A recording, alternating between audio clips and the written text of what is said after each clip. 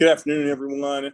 Appreciate you gathering into the space. This is a meeting for the joint committees that have been working on the I-5 Rose Quarter project. I'm Dr. Stephen Holt, and I'm one of the strategic consultants on this project and facilitator for the Executive Steering Committee. Welcome into the space. Appreciate your presence. The Community Oversight Advisory Committee, the Historic Albina Advisory Board, and the Executive Steering Committee are all gathered into this space to continue to work in relationship to the I-5 Rose Quarter Improvement Project, and we are glad that you are here. This is a meeting that's open to the public. It is not a public meeting. What that means is you have the opportunity to weigh in on or listen to what is happening through the work of these committees as it relates to the project outline. We asked, there was a moment where there'll be an opportunity for public comment. We asked that public comment be directed to the items on the agenda being discussed. If there are concerns that are beyond today's agenda, we ask you to direct those to the appropriate parties, to the Oregon Department of Transportation itself, to any elected officials themselves, or to the committee leads and liaisons as identified.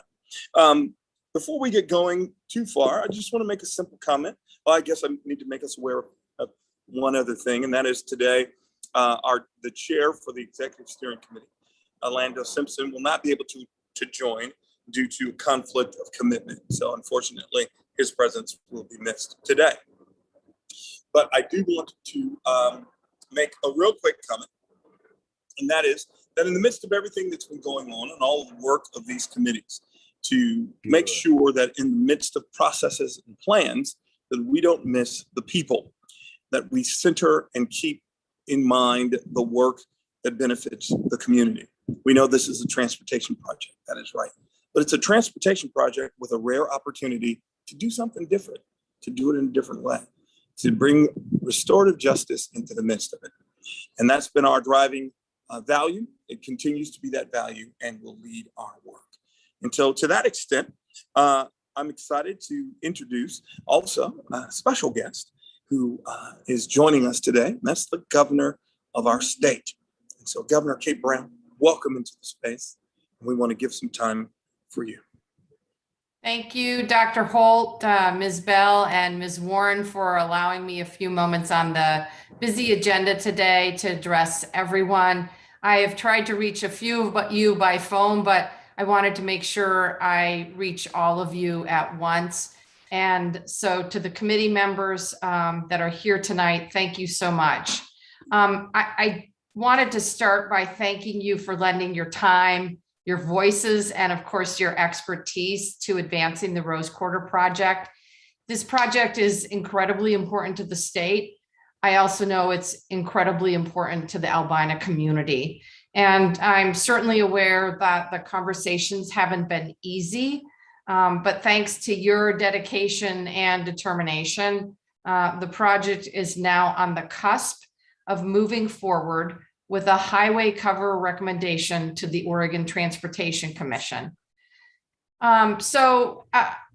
When I began this effort, I wanted to really understand the elements and the perspectives that went into this particular project. I took a tour of the Rose Quarter project. Like many of you, I'd seen it many times, but I thought that it was incredibly important for me to see it with my own eyes as I figured out how we brought folks back to the table to keep the project moving forward. And so I think a number of you are aware, but over the past few weeks, I've hosted conversations with some key government and community stakeholders. This included the City of Portland, Multnomah County, Metro, Albina Vision Trust, the NAACP, Raymore Construction, the National Association of Minority Contractors, and the Coalition of Black Men. I began those conversations because I wanted to ensure that this project is part of addressing and not repeating the historic wrongs caused by the displacement of countless Black families and the resulting generational damage that occurred. And I also did it because I truly believe that there was a win-win opportunity to design the project in such a way that could help revitalize, reclaim, and restore Lower Albina while creating good paying jobs, economic opportunities, and frankly, not delaying the project significantly. So it's also incredibly important to me that we find a path forward that can preserve the contracting opportunities in place. As I think everyone in this Zoom room knows, the Rose Quarter project is perhaps the largest disadvantaged business enterprise contracting opportunity in the state. We also have a historic opportunity with the Biden-Harris administration and our federal delegation to secure additional funding for a Rose Quarter project that can serve as a national model for restorative justice, sustainable transportation, and of course, good job creation. To move forward in that way, we need a design solution that the many diverse perspectives in the community, the city, the county, metro, and the state can all support. Based on the conversations that we had and the joint work of the technical teams from PBOT, Metro, Multnomah County, ODOT, and ZGF ICA, I absolutely believe that Hybrid 3 represents the compromise we've all been looking for. Hybrid 3 option addresses safety, congestion, and environmental concerns of the original project, while also, and most importantly, providing a canvas for development opportunities that the community members seek, along with a project timeline that can leave existing contract opportunities in place. I believe that this is a win-win solution that we were hoping for when I began those conversations. There's absolutely no question there's more work to be done. We are working on an agreement amongst local, regional, and state governments. I see some of our federal partners here as well to continue collaboration around the implementation of hybrid option number 3. We are also having other conversations about moving Harriet Tubman Middle School, a move I strongly support to protect the exposure of our students to poor air quality, regardless of which Rose Quarter design project happens. And of course, and I think everyone is aware of, there has to be a process moving forward for the community to plan what gets built on and around the highway cover. So I've been really, really clear with participants in those conversations. The state will be a very strong partner, but the state should not lead those community development conversations. The community members and the city need to lead that process. I also want to be really, really clear that we could not have arrived at this place without the work of the Historic Albina Advisory Board, the Community Oversight Advisory Committee, and the ESC, the Executive Steering Committee, as well as the independent cover assessment team. I think in these last couple of weeks, I've ruined a few family vacations and a few weekends.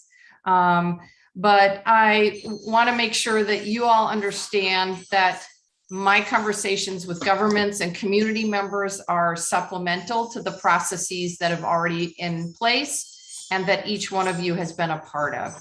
So Dr. Holt, again, I want to say thank you for your efforts. I want to say thank you to all of you here. Your input is critically important to delivering a project that we can all be proud of. And I look forward to continuing the conversation as the project moves forward. I think by now, many of you have my number. Please don't hesitate to reach out. I've got a couple of my key staff folks here. They're staying throughout the evening. please don't hesitate to reach out to them as well. So thank you. Please stay safe and look forward to the continuing conversations. Thank you, Governor. Thanks for coming in and helping to level set, contextualize the conversation. We appreciate you. Understand that you have to run. And we have Kristen Sheeran and Shannon Singleton from your office who will help to facilitate conversation. We appreciate it. Thank you. Thank you. Before we engage with some discussion, if we could just bring up our principles of agreement real quickly. So we remember how we engage as we prepare to do so. I'm going to give some moments for discussion with what you heard. Erica, would you run us through those?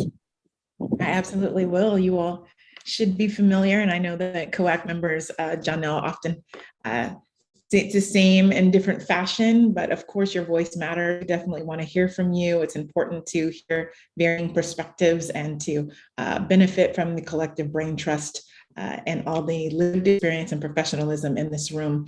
We're asking that you would speak your truth, as we know you often do. That's just a gentle reminder. We ask you to listen for understanding and deal with the issues, not people. This has been a very passionate process. Folks who are committed to the community and to the value of economic and restorative justice. And so there's going to be some discomfort in this room, some truth, but want to make sure that you're okay. We ask you to remain respectfully engaged. So for those executive steering committee members, as well as HAAB members and COAC members, we ask that you'd keep your camera on so that we can experience as close to an in-person convening as we possibly can. And then also, it's exciting to hear that we are moving towards collaborative effort. There are a lot of ills and harms that we have experienced in this corridor. We can't solve everything today. So we ask that you would expect and accept that we may not be able to solve everything today, but we appreciate your willingness to lean in on this collaborative effort that can be generationally impactful for this community. Back to you, Dr. Holt. Thank you very much. And as you know, Erica is the facilitator of the Historic Albina Advisory Board. Janelle, if there's any comment you would have prior to us having a moment to hear from other voices, let me give you that opportunity also. I think you have both covered it well. Good evening, COAC and everyone. We're looking forward to the conversation.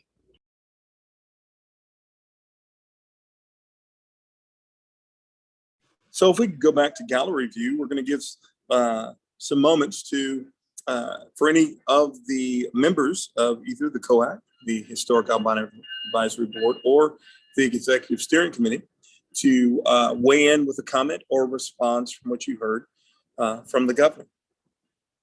And if you could do so by raising your hand, that would be extremely helpful. And Janelle and Erica, if you would help me capture all the hands, I'd appreciate it. Thank you. Any comments?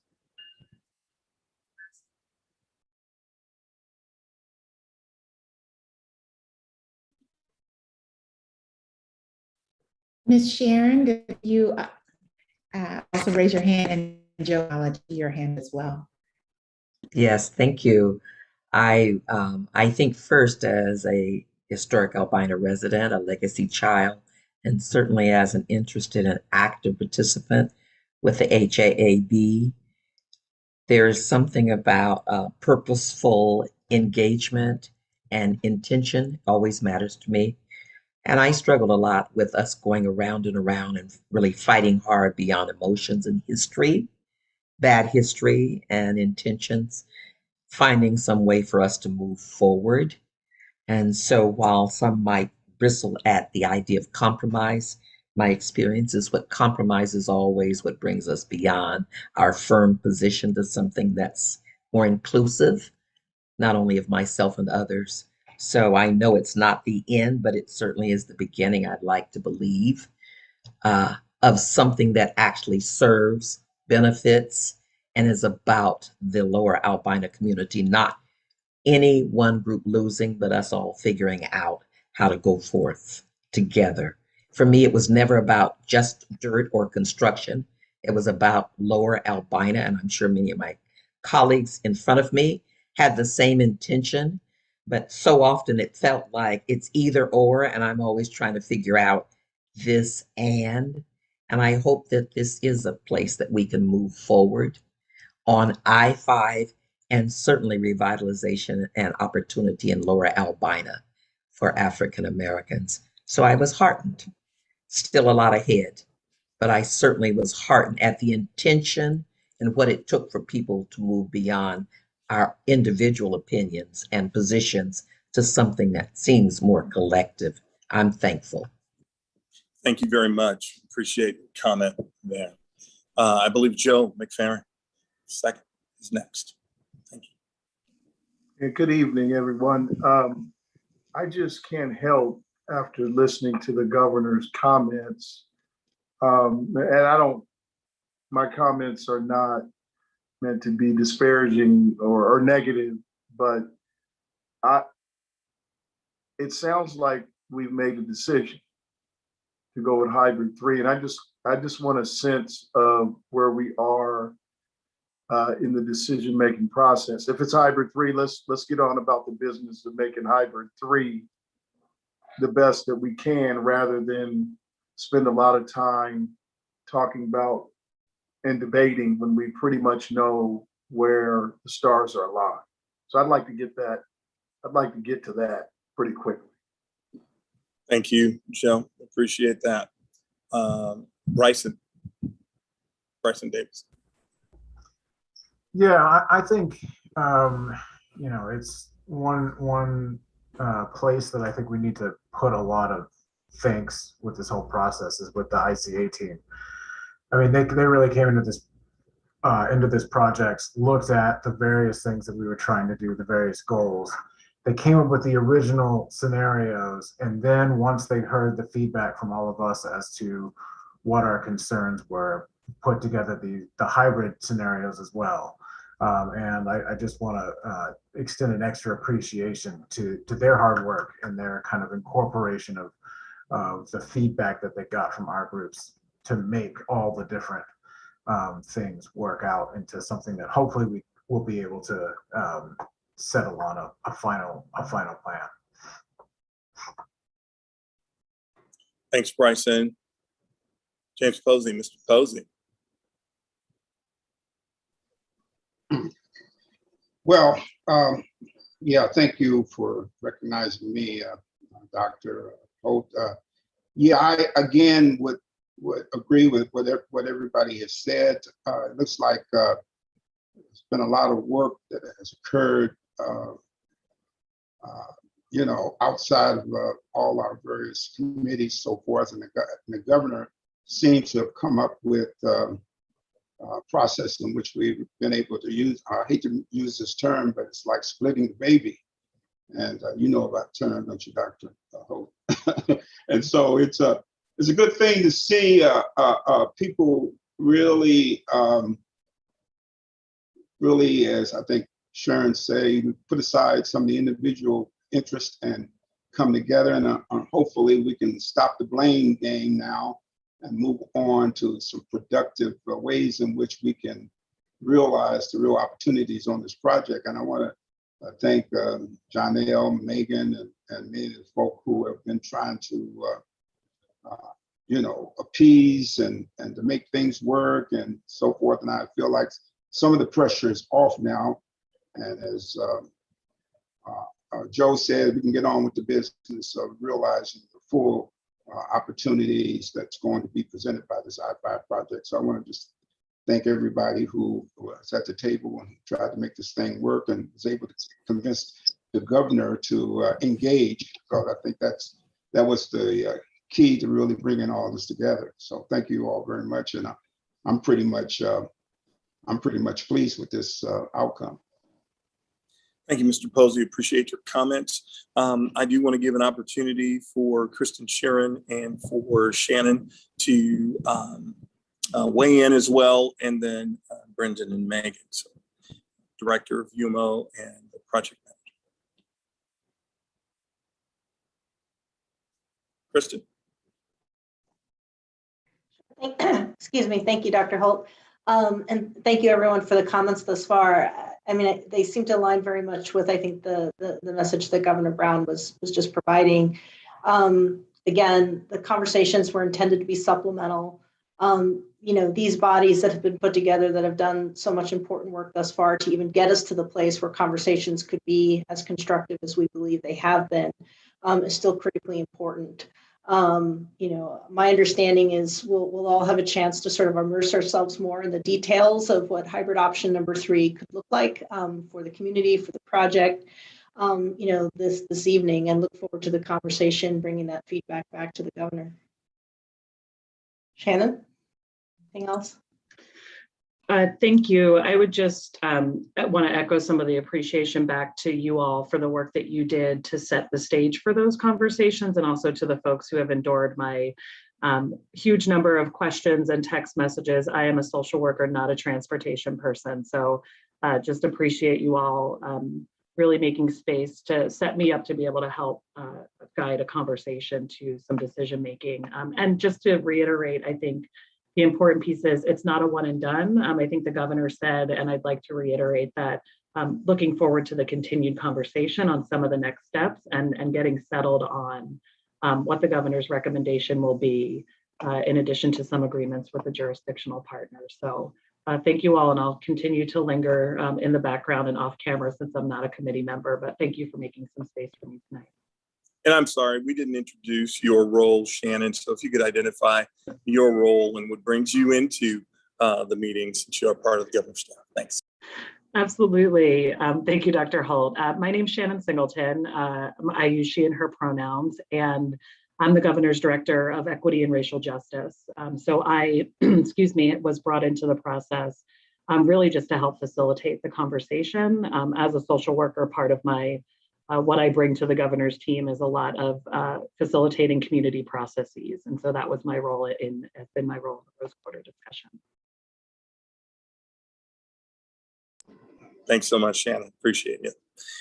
Brendan, I think would be appropriate, especially in light of Joe's question, Joe McFerrin's question, it would be appropriate to respond to that. Brendan, Megan, me, go in your direction. Yeah, thanks, Dr. Holt. I guess, you know, onward, we got work to do. I want to express, obviously, my appreciation for everyone bringing their authentic self. I promise to always do the same. I think as Kristen said, and the governor, and Joe, as you said, here to look at hybrid 3. We're going to be examining it, making it the best it can be. And obviously just appreciate we got work to do. So you don't need to hear much from me right now. We got that on the agenda, and obviously we're happy to just dive in on it and get into the details. So Megan, I'll pass it off to you if you have anything else to preface the conversation with. No, I would just add on to that we continue to be really thankful of the Historic Albina Advisory Board members, our Community Oversight Advisory Committee members, and our Executive Steering Committee members throughout this process, and are really thankful for the governor's support and leadership in this as well. And just we can all agree how critical it is for the Rose Quarter Improvement Project to be a project that the community can come together on and firmly stand behind. So excited to get into the details and information sharing around the hybrid 3 this evening, and hearing from you, and to Joe's point, making it the best that we can make it. Thank you. I want to make sure we give opportunity for all committee members to make a comment who wanted to. So before I transition to public comment, which you can bring up that information now, so that those who may want to comment on today's agenda can do so. Again, our request / encouragement is for those who have concern or voice or thought. We certainly want to hear from you, and there are plenty of opportunities and ways for you to do so. In light of today's meeting, you will have 1 minute, 60 seconds. There will be a timing clock put on the screen. You'll have 60 seconds to make your comment. But again, this is not the only way to make a comment. It's the way you make a comment in this meeting. And our request and suggestion is that your comment be in reference to the content of today's gathering. Other topics and other items are encouraged to be directed specifically to the parties to whom it is necessary. So You see the information.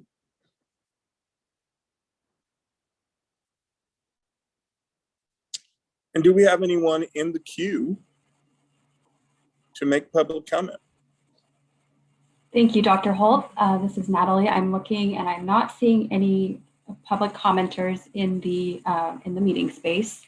But just a reminder that the dial-in information is on the agenda. It is also under the YouTube live stream video if you're viewing the meeting that way.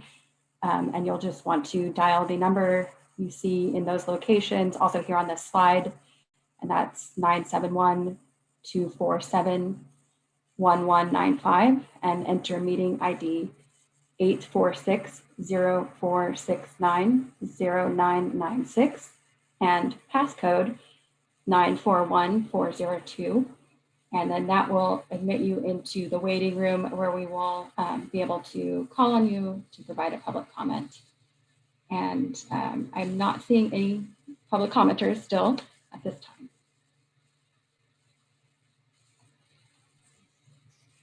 Thank you so very much. We'll give it another 30 seconds or so.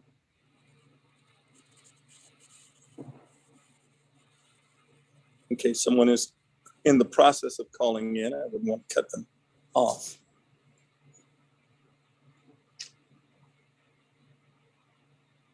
We're ahead in our agendas. We have the ability to hold, of course.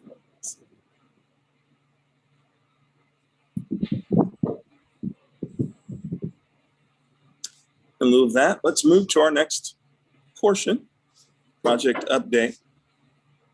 We'll begin with Megan Chapman. Thanks, Dr. Holt.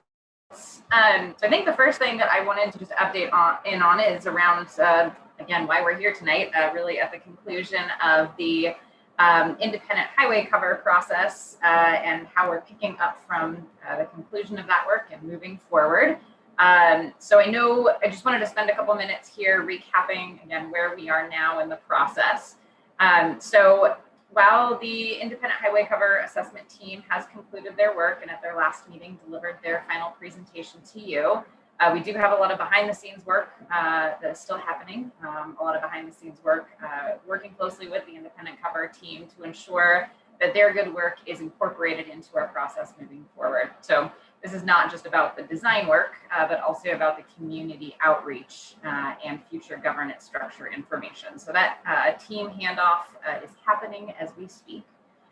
We are also transitioning from the efforts to conduct the independent assessment, we're really working together to reflect the results of that assessment in the project, again, why we are here tonight.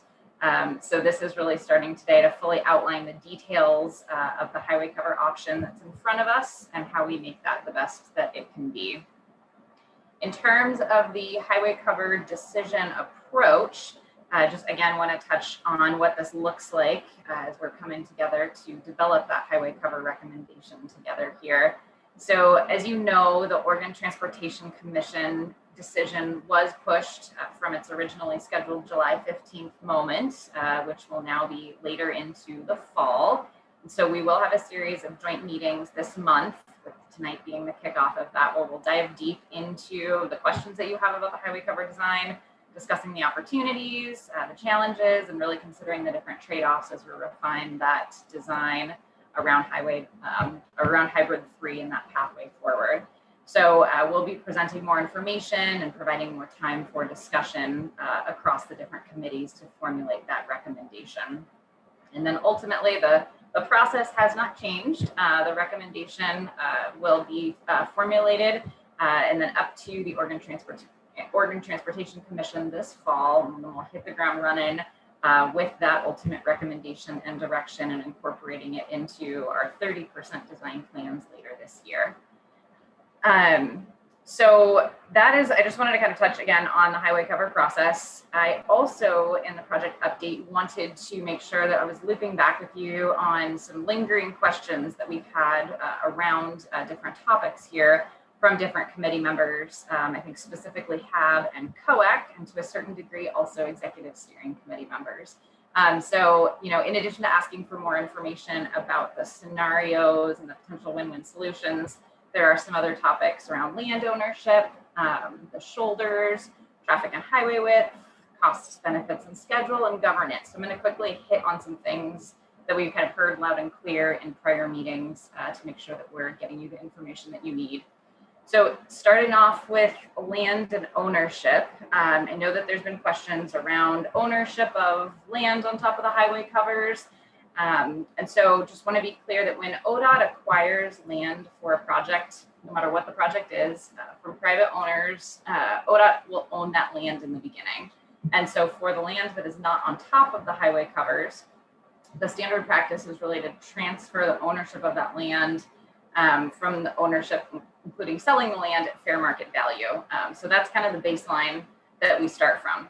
That said, we understand that for Rose Quarter, we need to do business differently. We need to be more creative. And so we are taking the good lessons learned from the independent cover assessment team and working to really better understand what those best practices have been across the nation to be able to achieve the outcomes that we're hoping for historic Albina community. So other examples that have come up are around 99-year leases, negotiating the sale of the land below fair market value, easements for that land, intergovernmental agreements, or other contracts outlining those terms. So we're in the process of that, but I just wanted to make sure, and knowing that that was a comment and a question to the top of mind, that we weren't forgetting about that piece and the work that we have ahead to address that.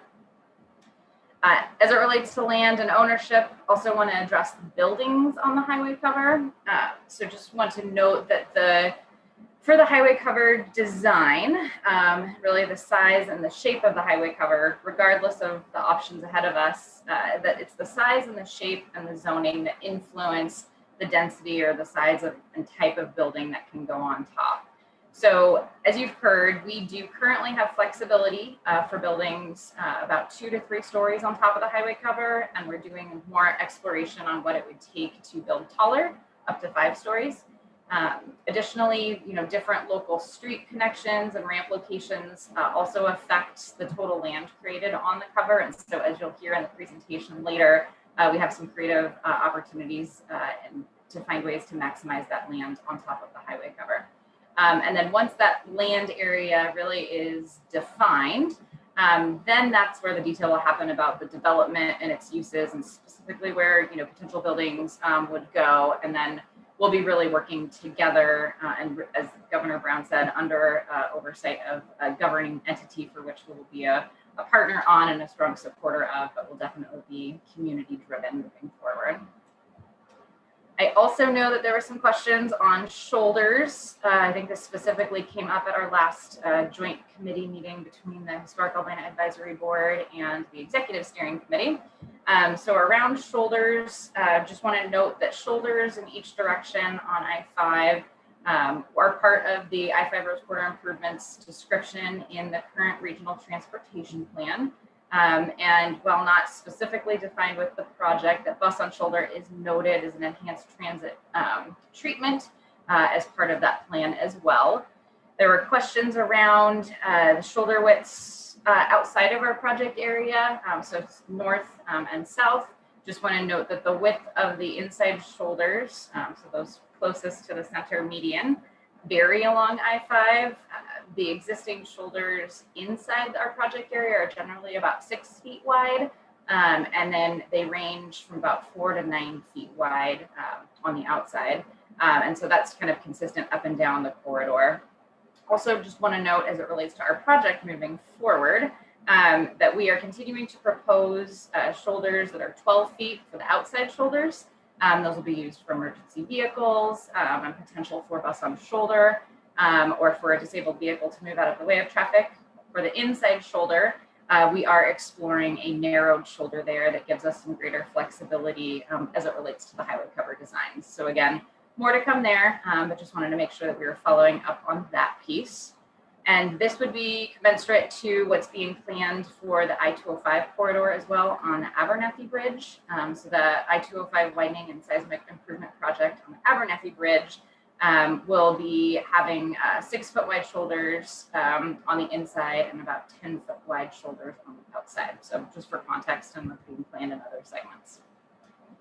Let's see, 3 topics here that I wanted to hit on. Again, the traffic and highway width, and then I'll get to costs, benefit schedule, and governance.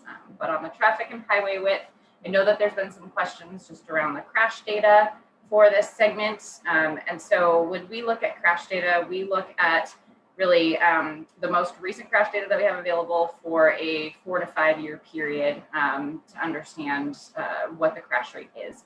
So between 2011 and 2015 for the Rose Corridor area, there were 881 crashes on I-5 and the ramps in the project area.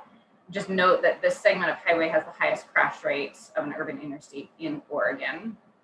The primary area for those crashes is really southbound I-5 between the on-ramp of North Williams and the off-ramp at 84, so towards the southern segment of our project area. So again, that drives to why we're here, why we're doing the project, really the opportunity that we have in front of us to address that safety as well as the operations on I-5. As we get to questions that have come up around costs and benefits and schedule, I want to hit specifically on the DDE and workforce piece. I know that this has come up specifically with our COAC members. So, as we've said before, a delay under about a year would not substantially affect the Disadvantaged Business Enterprise Program or work with our construction manager general contractor team. So that's Hamilton Cent Joint Venture in association with Raymore Construction. So that would not substantially affect the diversity plan. We'd be able to make adjustments that would allow for that work to continue, and being able to work from our existing environmental document and do additional study concurrent with that design process means that we can keep moving and have our shovels in the ground with our current contractor in 2023. In terms of funding around processes moving forward, any of the highway cover design scenarios are going to require community and regional partnerships and commitments in order to make sure that we have that funding required for implementation. And as Governor Brown noted, we have some optimism as it relates to our current administration and funding opportunities and partnerships that may be there. So we obviously will need to know more detail about the highway cover concept design before we take the next steps in those opportunities. So looking forward to the conversation tonight and kicking that off in more detail. And then last but not least, I know that there were questions around governance. I'll be honest, we probably still have more questions than answers right now as it relates to that, understanding that this is a critical piece of the puzzle, but just want to make sure that that continues to be top of mind for us and how we transition to that community-led process and supporting a governance structure that's going to best fit the needs of the community and the outcomes that we're hoping for on the highway covers. So that was quite a bit of information, and I think getting back to you on a number of questions that have come up over several meetings past, but just know that those kept coming up and wanted to make sure that we were hitting them tonight. So with that, I will pause and see if there are any other questions. Thank you very much. There is. Bryson has his hand up, and let me encourage all committee members who may have questions, please use the hand raise feature. Bryson. Yeah, just a procedural question. I was wondering if part of our recommendation will also be making a recommendation on the on whether to pursue the increase in building capacity on the caps, or if that was just going to be a thing that ODOT explores outside of our recommendation. Yeah, Bryson, I think that you're asking the right question. I think first and foremost, understanding kind of the conceptual design around, the space of the highway covers, the orientation of the highway covers, where the I-5 ramps will be located. I think identifying that first, and then with that, understanding what the different trade-offs may be or opportunities may be for buildings that are taller than the 2 to 3 stories that we know can be accommodated with the design as it is. But if there is a desire for taller buildings, I think that's totally in the purview of this committee. Want to hear the community's feedback on that, and then it will be our responsibility to have the conversation around what that takes. Thank you. Mr. Posey. Yeah, I just want to be real clear, Megan. based upon what the governor just stated and the option 3 hybrid, that the existing contractors will be retained during this process and the schedule will be maintained, et cetera. And essentially that will not be changed by virtue of how we operate going forward. Am I correct on that? Number one. Number two is when listening to the governor, she was very explicit about them not taking the leadership in this relative to the community, and that the city and other folks would be involved in this. I just want to mention that through this process, I'm not seeing real community participation in this process. And that doesn't mean I'm disparaging any of the committees and so forth, but we got about, I think we got about 30, 40,000 Black people in this town. And the latest information that I see you guys talking about is 53 people that came out of that process in which I guess the IGA or whatever they were that did these so-called committee meetings and so on, et cetera. But can we get a baseline on what the community really is represented in this process? Is it 1,000? Is it 2,000 people who have actually responded to this process? Can we get a better understanding of what that looks like and who is involved in making these recommendations? So, and then finally, is there going to be an IGA, intergovernmental agreement, that's going to be signed by the city to move the process forward? Prosper Portland is absent. I mean, I'm not seeing a lot of external contact with TriMed or other members. What is the IGA going to look like, and who's going to lead putting that together? I'll leave it at that. Thank you. Thank you. James. Oh, thanks, James. I'll jump in. So in your question around the schedule and sort of the current contracting that we have in place, I just want to be really clear with Hybrid 3. We do expect there to be a delay associated with Hybrid 3 around redesign that's needed and some technical analysis, but we expect that that's happening concurrently with the design progression. And with Hybrid 3 specifically, which I believe you're asking about, we would retain our current contracts with our CMGC through that process. In terms of the engagement, let me get back to you with those numbers. I know that the 53 members that you're referencing were part of the independent cover assessment process in their community workshops, but there has been more engagement beyond that. I think here as our HAAB, COAC, and ESC, you are our community leaders and want to make sure that you are here with us helping create the right outcomes that we're hoping for as part of the project. But I can follow up with more of those just kind of numbers on the engagement piece. And then as it relates to IGA, Kristen, do you want to answer that one? Happy to, Megan. Thank you. Thank you for your question, Mr. Posey, about the IGA. So as the governor mentioned, that's part of the work that needs to be done. We'd love to solidify sort of the conversations that have happened thus far with some kind of intergovernmental agreement, between the city, the state, county, and metro. We're having those discussions and aiming to have something in the next few weeks. Summer schedules pending. So that's part of the work that needs to be done, and we want to see that happen. And we're leading those discussions out of the governor's office.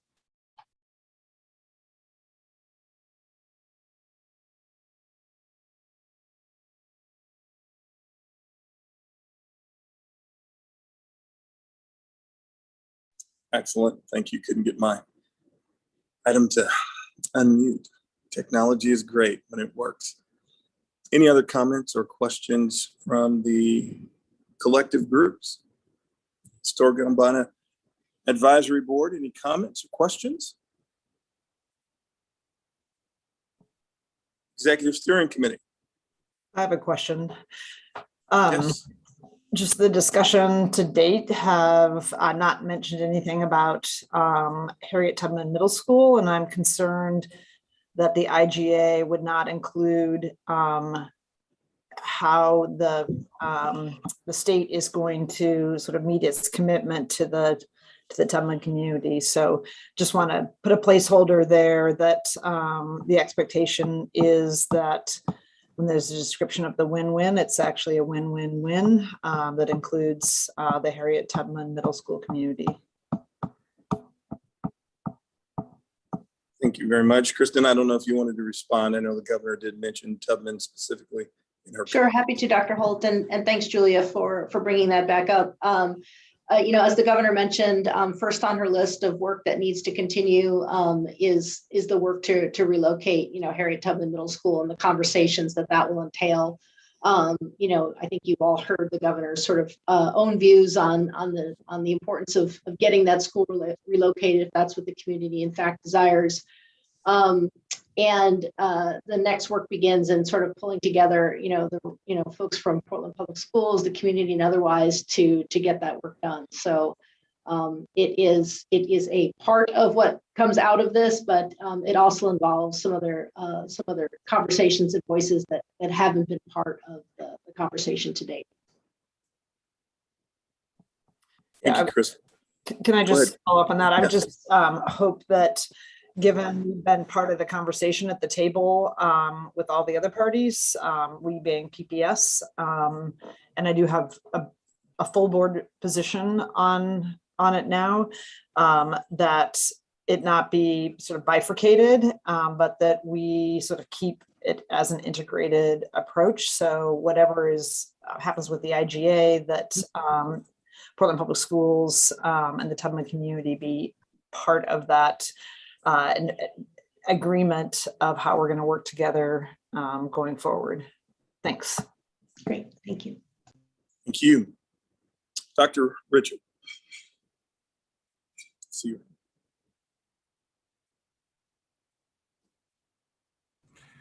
Thank you so much, Dr. Holt, and good evening, good afternoon, everyone. Sorry, my camera's off.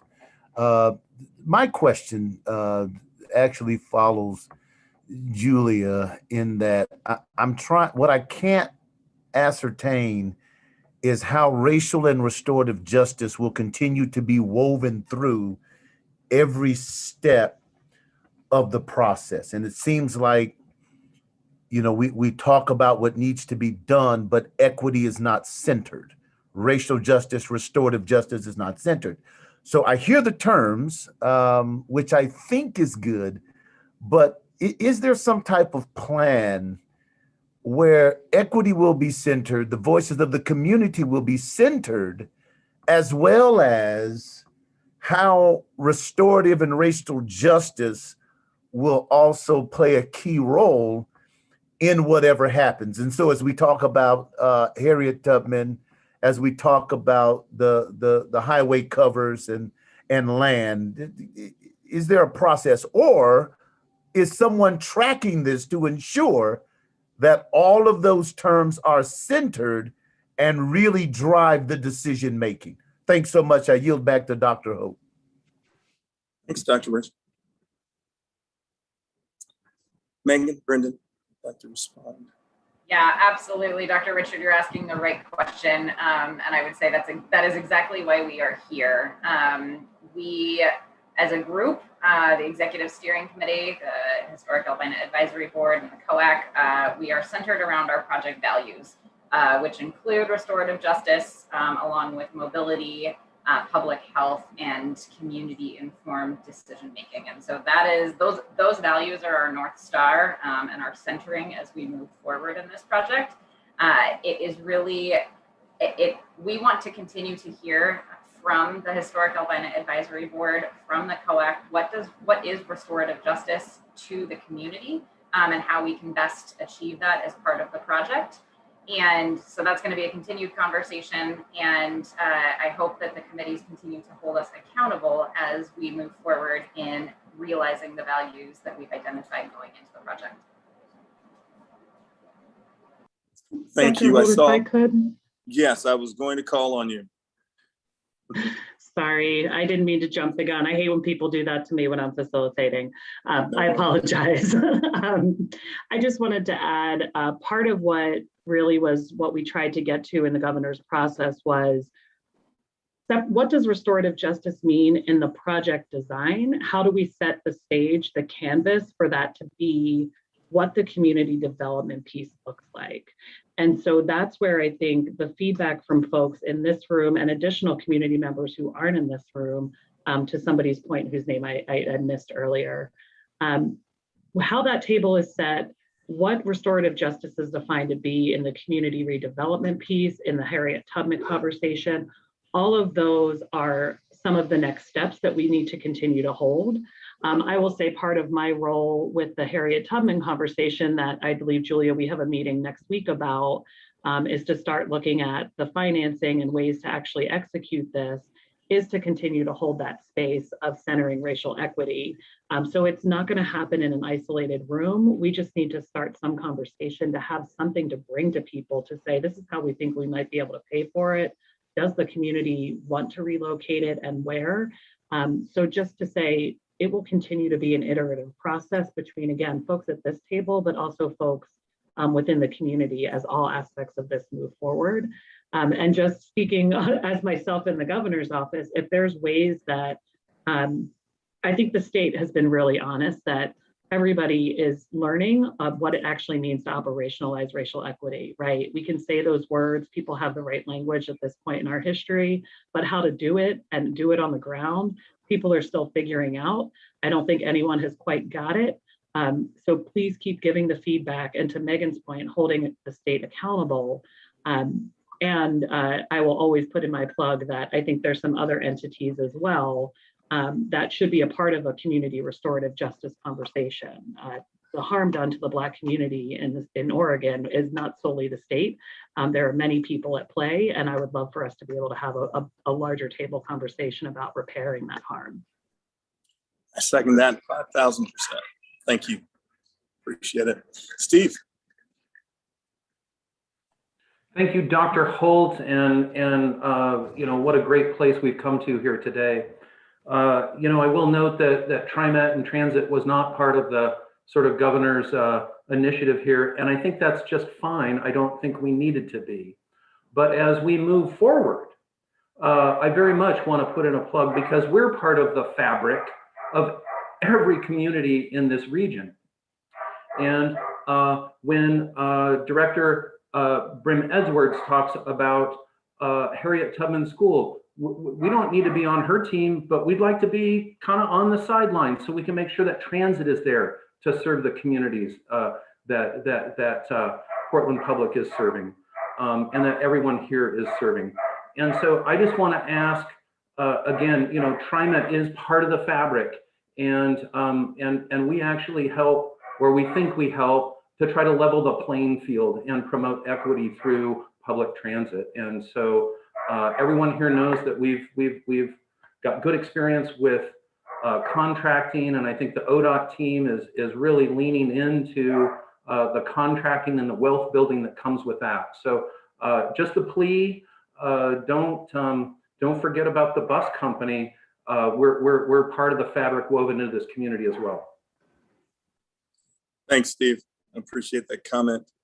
I don't know if Megan or Brenda want to respond real quickly, and then we'll go to Estelle. I'll just say I agree with you, Steve, and look forward to the continued conversations with transit. Thank you. Estelle, love to hear from you. Hello.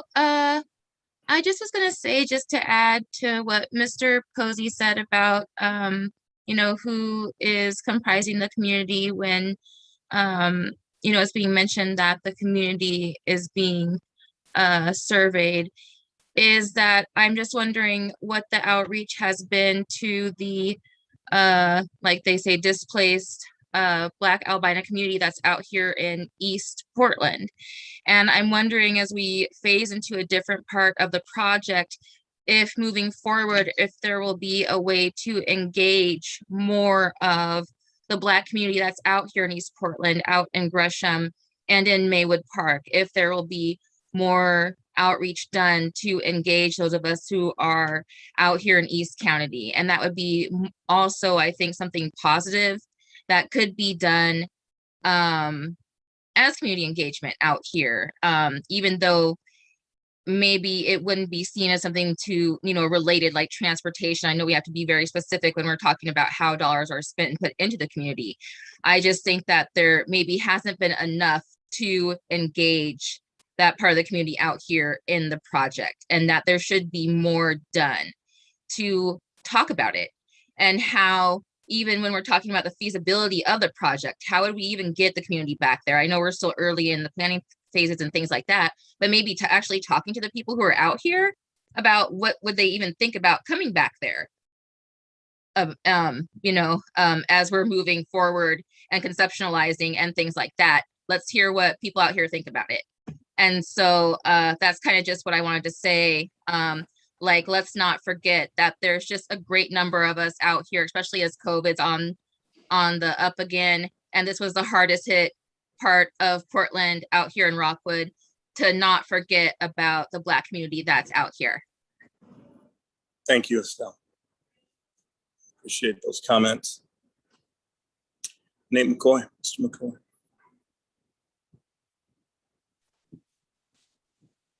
Thank you. Appreciate being in the conversation with everybody tonight. And I guess I was going to be a little bit more silent, but I just thought I should speak up and, more specifically speak up to our Black community on this call. I think about the theory of opportunity costs and opportunity loss. And if folks don't mind just indulging me for a quick second, I want to read this to you because this is basically our conversation tonight. Opportunity cost is the cost of an activity measured in terms of the value of the next best alternative foregone that is not chosen.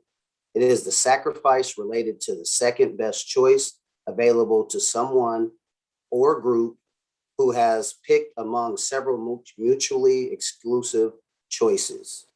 Opportunity cost is a key concept in economics. It has been described as expressing the basic relationship between scarcity and choice. And as a Black community, and certainly being one of those legacy families and individuals, as Sharon Maxwell said, and many of you know me, it's a hard pill to swallow when I think about opportunity costs and opportunity loss. And I really think about what Estelle and many others are speaking to. When we start talking about these themes around connecting our community that no longer is connected, hasn't been connected in quite some time, and we're now trying to connect it.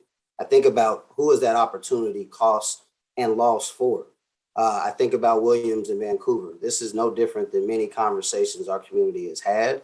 And so when I think about contracting, restorative justice, development, we all need that.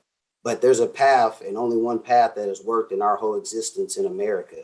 It's been using your hands and using your labor and using your mind to build a business and to build community. And I think we keep talking about the same stuff, but I don't really see, as I think it was articulated, a plan that brings all that together.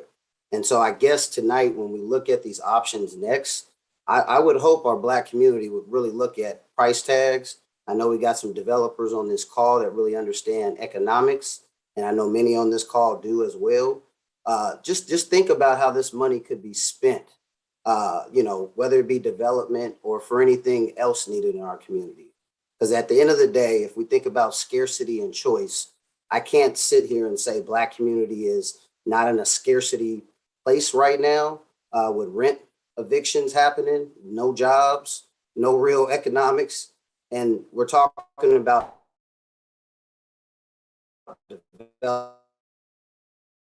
developments over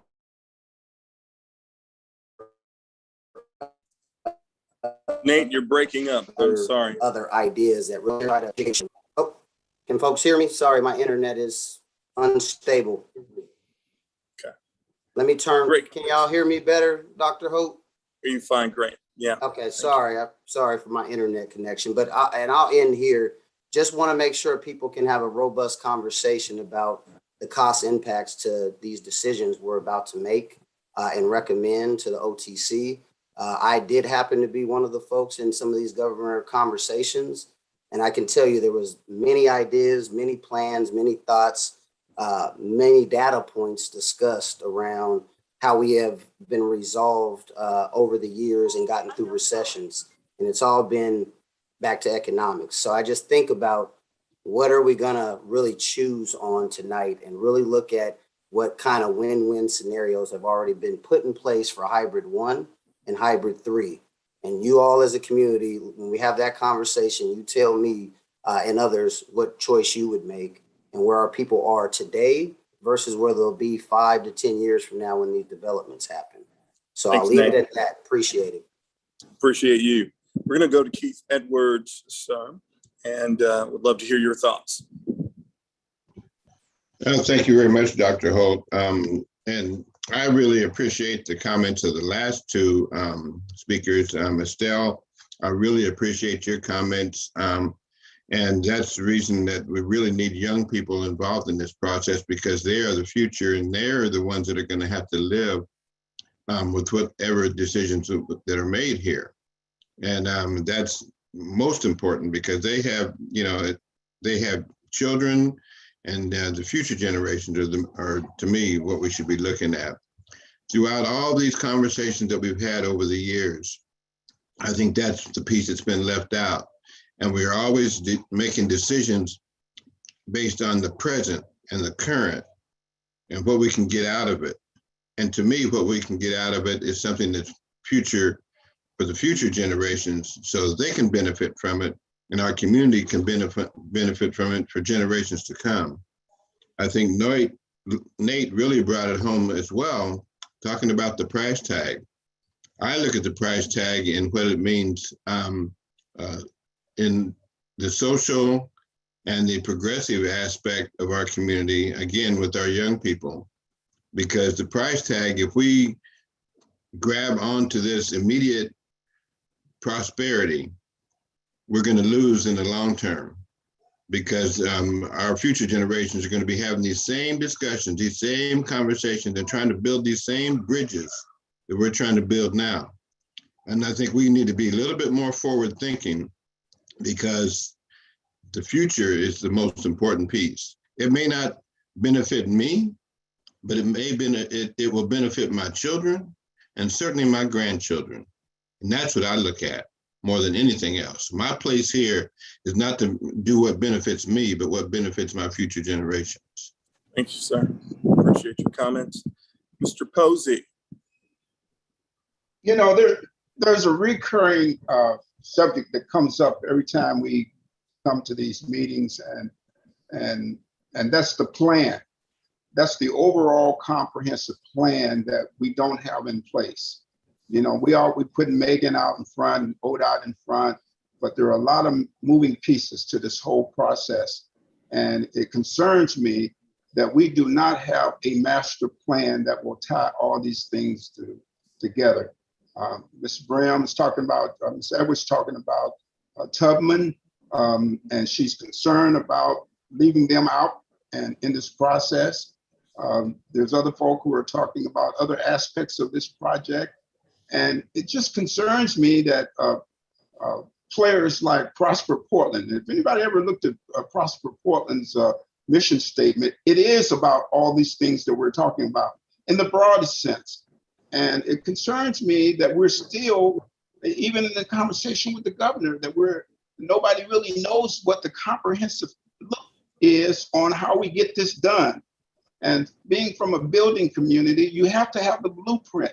You have to have the I's dotted and the T's crossed. Many of these questions keep reoccurring. So I guess I'm frustrated with the idea that we don't have someone in the leadership that can express this locally in the form of a plan. And when is that going to happen, or is it going to happen? Are we going to be just keep going committee by committee, and we never gel in a comprehensive outlook of where we're going with this whole scenario. So that's my concern, and I hope somebody will address that. ODOT, last time we talked, we had somebody from your Civil Rights Division. They're not on this call, I think, today.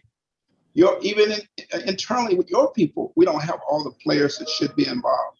So explain that to me. When we're going to come up with something comprehensive that we all can understand and be on the same page with. Thank you, Mr. Posey. Appreciate that. Good We'll hear from Dr. Richard, and then we will transition into our next section of looking at least a portion of a plan, or part of a process, I should say, that would add into a bigger plan. So, thank you so much, Dr. Holt. Richard. Yep. Thank you so much. A comment that I have to express very, very briefly. Shannon Singleton, I don't want us to always default to say that there are difficulties operationalizing restorative and racial justice, and that we don't know how to do that, and to give that perception that it's difficult to be done. It's not difficult to be done. I think on this call, when I look at all of the individuals who are on this call from both of these committees, there are more than enough of us on this committee alone to work with ODOT to not only develop and construct, but to operationalize a plan for racial and restorative justice. And I'll throw my name in the hat to be one of the first volunteers to do that. But I don't think we can default and say we're still working on it or it's hard to be done. It's not hard to be done. I just think we need to pay more attention to that and not give lip service to it. So, again, I yield back to you, Dr. Holt, but we have to keep it at the center and the forefront, and not default by saying it's difficult and we'll make it up as we go. We cannot make this up as we go. This has to be something that stays at the forefront. I yield back to Dr. Holt. Thank you, Dr. Richard. We are appreciative of all the comments that have come in, and I appreciate the conversation and the spirit in which the conversation was had today, that we continue to deal with issues and that we continue to challenge the process. That's part of the work that we're asking people to do. We're asking you to lean in and to bring the best of you, the best of your capacity, your wisdom, your intelligence, your expertise into this space as we do work. We're going to transition to our next section, which is discussion around the hybrid itself. And let me introduce Steve Jerhoda, who's going to lead us in that discussion. And I believe we will go back to a shared screen view.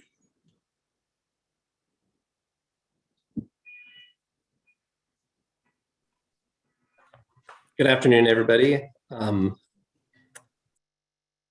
Looking forward to explaining this really exciting opportunity that comes with hybrid number 3.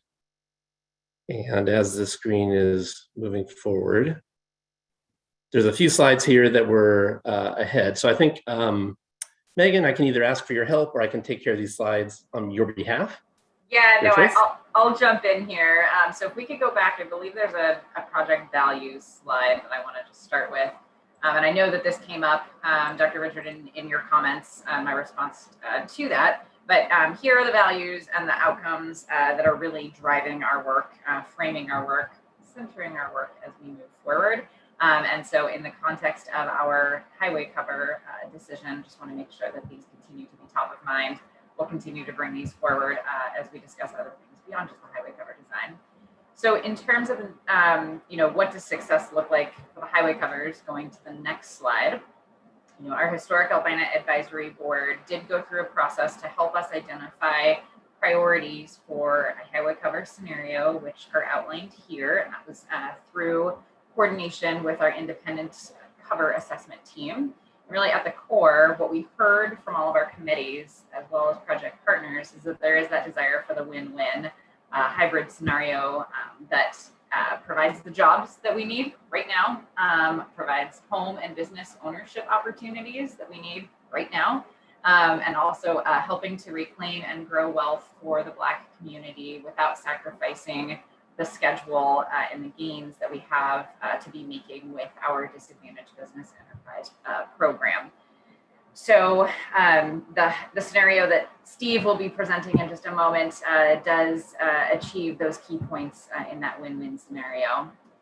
All right, so the next slide, just want to note that the committee members, you might remember as we have specifically kind of did a deep dive on some of the highway cover design, we do have a single continuous cover for the project. This was one of sort of the, I'd say, the first key changes that was made even before the independent cover assessment team came on board, as an opportunity to maximize land on top of the highway covers rather than having two fragmented covers connecting them, creating that space for community use development on top. So just wanted to note that as we move forward in the conversation, we are always operating on the assumption that it will be a single cover, how that's oriented, the length, the scale of development opportunity. That's the conversation we're going to have moving forward.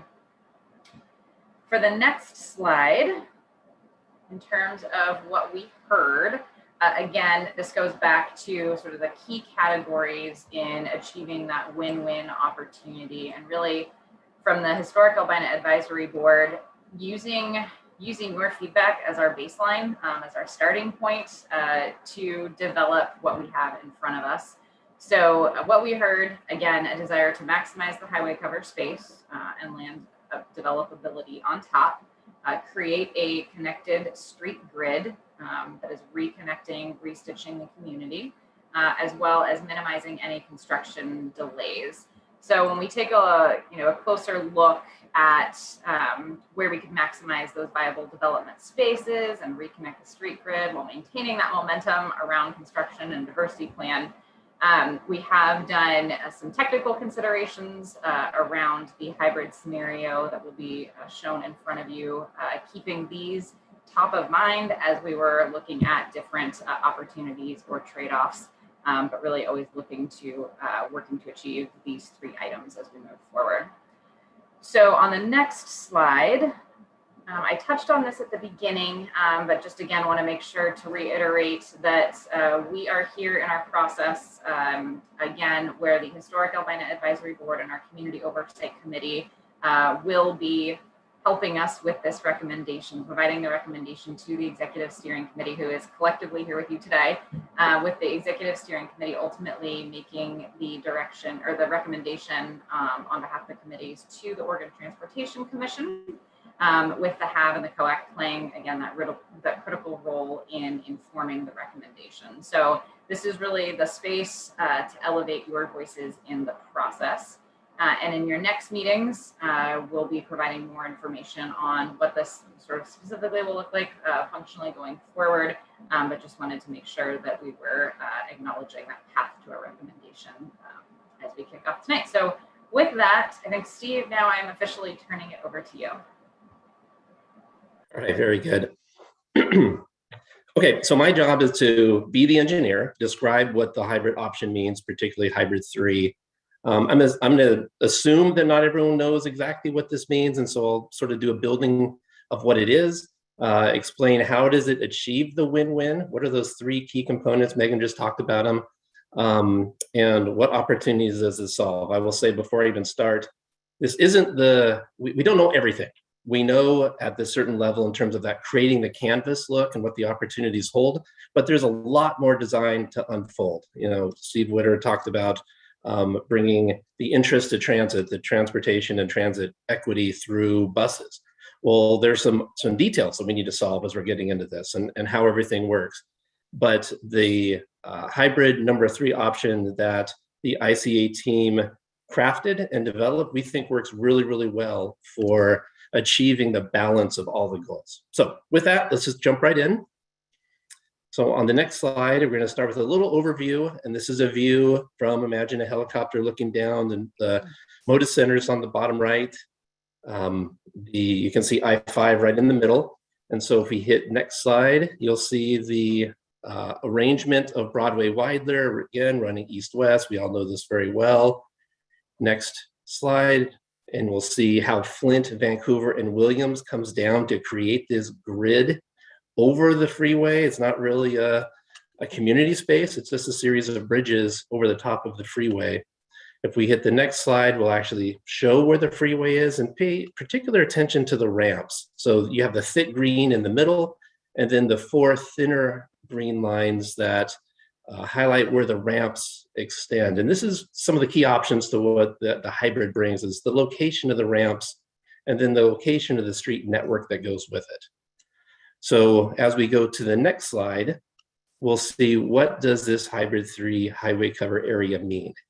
And so this, sort of bubblegum colored shape outlines the space for the highway cover. Megan just mentioned the single cover rather than 2 different covers. That's really important in making sure that there's lots of options on the table to go forward.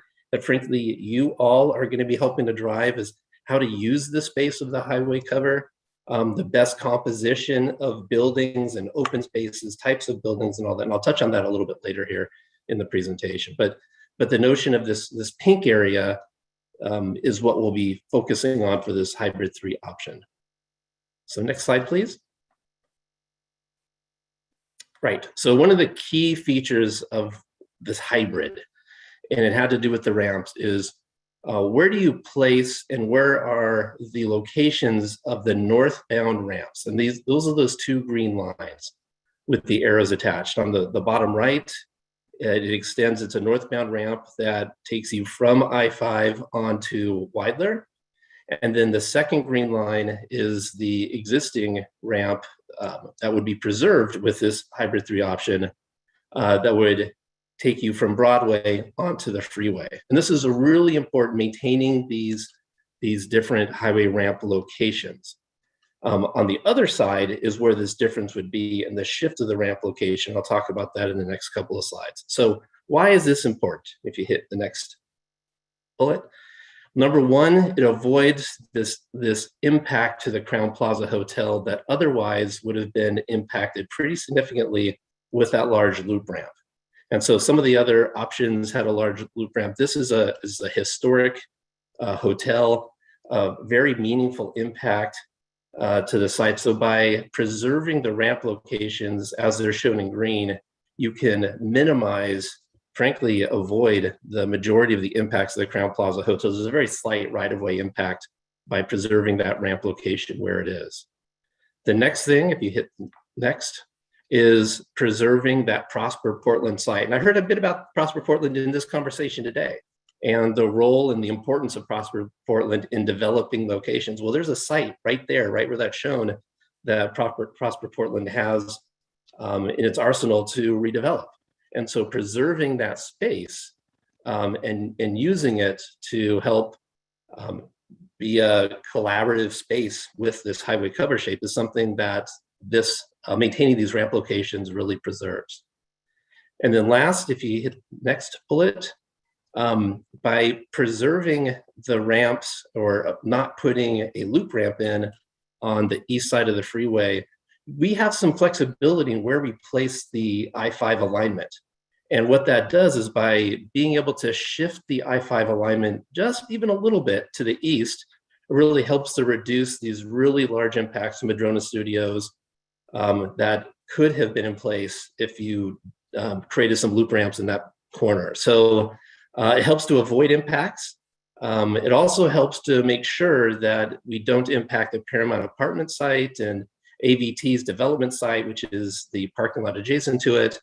All of these different objectives of minimizing the impacts, which then in turn reduces the overall time because we don't have to go back and do a lot of research with the environmental process, which otherwise would have had to take in place studies of environmental impacts to these historic and environmental justice locations that otherwise we can avoid through constructability insights. So really important that we maintain these ramps on the east side, and that's what this hybrid does. All right, next slide, please. So what is the hybrid 3 overview? I gave a little bit of insight, and I'll start with what's shown on the east side. There's the red arrow that extends off that ties into Weidler in the northbound direction.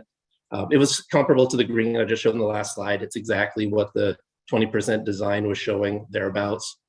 A little bit north of that, you see the yellow patch that signifies an entry into the freeway. The yellow itself means that there are some ways through a design process that there could possibly be some adjustments or walls to put in to minimize noise impacts beyond it. So there's some opportunities through the design progression phase where we can seek ways to minimize that. But it's really now on the west side where there's a change from the 20% design. It shifts the southbound interchange to south of the highway cover, near the Moda Center. And that's where the two other red lines are shown. So what this does is it creates more space. So then the next question is, how do you want to reconnect the street on the highway cover? And so one of the things we heard is that recreating a street grid that's comparable today, but with the canvas to do what you want on it, it was very, very important. And so that's what this hybrid option does. It recreates a street grid. It maintains Flint all the way through. It maintains Vancouver all the way through. It maintains Williams all the way through, while still preserving the roadway network for Broadway, Weidler. And now all of that bubblegum space shown on the graphic are opportunities for buildings. Buildings or open space or any combination therein. So it provides quite a bit of land acreage, that 6.3 to 7.6 acres. On cover is about 4, off cover is between roughly 2.2 and 3.5. It's really now the question of how best to use that space. And that's going to be the task that you guys have in informing the design process. I heard in some of the last comments, creating a master plan. Well, part of creating a master plan is knowing what your campus is to begin with. So with Hybrid 3, it presents the opportunity to use that as the baseline to then go forward and create all of the different governance equations and options that can be used. From a delay standpoint, there is an additional delay for the main construction, but not the early work packages. The early work packages with this change can commence just like has always been thought of, construction 2023. For the main construction, which is really run with the highway cover, there's additional analysis required. We have to really dive into a change in the traffic analysis. We have to dive into the change of potential structure depth because of building types. This is where the work of this group is going to come together with the work of the technical side. So while we're projecting a 10 to 12 months delay, we don't think much more than that, or we don't think more than that at all. There is quite a bit of work we have to do to figure out the details. And that's where we're excited to move into that phase once this highway cover decision is made. All right, so the next slide, please. And it's really taking the same graphic and overlaying. So one of the things this hybrid does really well compared to anything else we've been looking at is it checks the box, and this is the matrix in the upper right, on it maximizing that highway cover space. Provides a lot. Recreates that street grid over I-5 to restitch the community together. Minimize construction delays. Again, maintaining 2023 construction and doing enough work to study, but no more than 10 to 12 months. So it checks the box on all the different key objectives that we've been hearing about for a kind of change that allows us to have a thriving street grid over the freeway. And relocating the I-5 off-ramp in the southbound location really enables this on and off cover cohesion. You're able to get onto the highway cover without even realizing you're on a freeway or crossing over a freeway. And this walkability impact from Flint and Vancouver is really enhanced. And as we go to the next slide, this really shows what this means. And so those yellow double dash lines are all of those areas where as you're walking on the street, you can enter the building space, the redevelopment space on either side of the street without realizing that you're even on a highway cover to begin with. So all of those areas in yellow have the opportunity to recreate this environment, this stitching of the community. It does have a modification regarding the green loop. And before we've talked about an individual bike pit bridge for the green loop. Well, it would shift that location of that green loop onto Broadway and Weidler itself, which are shown as those two lines. So there's an opportunity to recreate and enhance this site location by shifting the green loop location onto the highway cover. So it works well with that as well. If we go to the next slide. So the thing that I think most people are interested in talking about, and frankly, more is going to come on this, is the redevelopment space. And it was really important to have not just a development space, possibly surrounded by retaining walls or a dropping grade, but a true quality development space where you can enter and exit this walkability idea using the street grid as the basis to get there, is what this option provides. Now, from a building height standpoint, so far we've been looking at light frame 3-story buildings The truth is we're going to have to do quite a bit of analysis to say where is the best location for them. And in some cases, the scale of the building may have to change depending on where it's placed on top of these bridges, which is what the highway cover is. So that's some work that we're going to do progressing forward. We're going to need your guys' help in developing different options for how these buildings set into this highway cover space and all of the different amenities that come with it. And from a building use standpoint, it can support commercial or affordable housing, either gathering or recreational spaces, call it facilities rather than buildings, a whole slew of combinations of this. And I think in March and April, we had some presentations that showed different opportunities of how to use the space. Well, this is going to be an exciting time where we transition from wondering what the campus is to what should go on the campus. And so this is where the whole process is going to unfold over time with your guys' help. All right, next slide. And I think I want to hand it back over to Megan. Yeah, I guess at this point, I think maybe Dr. Holt can facilitate us through Q&A, but happy to be on deck with you, Steve, and help answer questions. Absolutely. Comments and questions, please use the raise the hand feature, and we would love to engage with Steve. Keith, I see your hand, sir. Thank you very much, Dr. Holt. When Megan introduced, if you could pull that slide up, when you talked about the 3 different pieces that we were talking about, and restorative justice was part of that. What I missed, or what I did not see, was one of our biggest priorities, I think, is memorializing the historical piece and having that as part of it, because that's ongoing. All these buildings and stuff, there were buildings that were here 50 years ago that ain't here today. All that stuff is great and wonderful, but I'm talking about the next slide, please. Go forward one more. No, I'm sorry. Maybe we need to go back a couple. There we go. When you talked about maximizing and create a vibrant process space for the albino community, those things to me there should be a historical piece so that future generations know about our history. They know about our culture. They know about the fact that we came together in solidarity to try to make something that was going to be lasting, for future generations. And it should also show the entrepreneurship that we've had in our community as well over time. All those things and other pieces and things that I'm not even mentioning should be included in that when we're talking about maximizing the highway cover space. It's not just about buildings. It's about our culture and it's about our community. Thanks, Keith. We appreciate the comments. James Posey, Mr. Posey. Yeah, I would like to make a recommendation. Dr. Richards has talked about restorative justice and a plan, and he's essentially volunteered to put a plan together. I would love to work with him or anybody else to put a blueprint overlay over this option hybrid 3. And of course, there's Steve Witter from TriMed, who seems to have a lot of knowledge in that whole area. And so I know we don't need any more committees per se, but at the end of the day, I got to recommend we come up with something that will actually address that issue of a restorative justice plan overlay. And I'm looking for ODOT and the state for somebody to approve the resources to make that happen.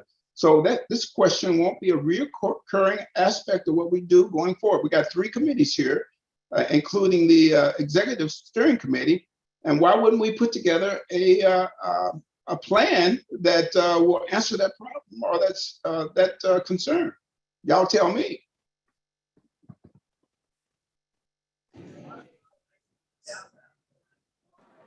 So, Dr. Holt, do you want me to take that one, or? Oh, well, I see Shannon coming in, but go ahead, Megan, and then we'll kick it to Shannon. No, that's perfect, because I was actually going to see if Kristen or Shannon wanted to touch that first before I jumped in. So Shannon, over to you. Shannon, please. Yes. I think, thank you. And please embroider on whatever I say, because again, I know I'm new to this conversation and new to this group. So we heard loud and clear from both community and our local jurisdictional partners that the state should not be leading the community redevelopment process. And I feel like I'm hearing something different in this discussion. And we have got to figure out how to reconcile that and who will actually be leading that table, because I've actually been texting folks saying the city needs to be here if they're going to be leading this community redevelopment discussion, because they need to hear what you all are saying. So I know I'm not answering your question to say if the state if it's decided that the state should lead that, absolutely want to take folks up on that offer. But to date, we have heard very loud and clear that the state should not be leading that community redevelopment.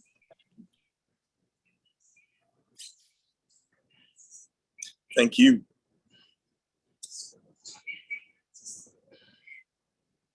Dr. Richard, I see your hand. Still on mute, sir. Thanks, Dr. Holden. Based on that comment for Mr. Posey, he made me come on camera, and I'm not even appropriately dressed.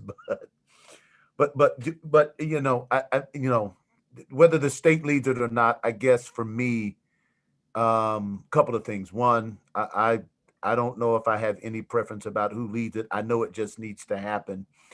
And I also agree with Mr. Posey that we need to. I know it's come up a lot of times in our discussion, but I want to appreciate the space to continue to bring up the racial and restorative justice. My other point is, and I'll throw this question to Megan and members of her team as we discuss some type of structure for how we continue to center equity, racial, and restorative justice.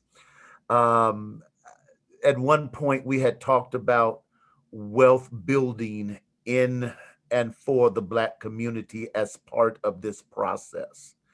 And, you know, again, I want to make for sure that that part of the discussion is not out.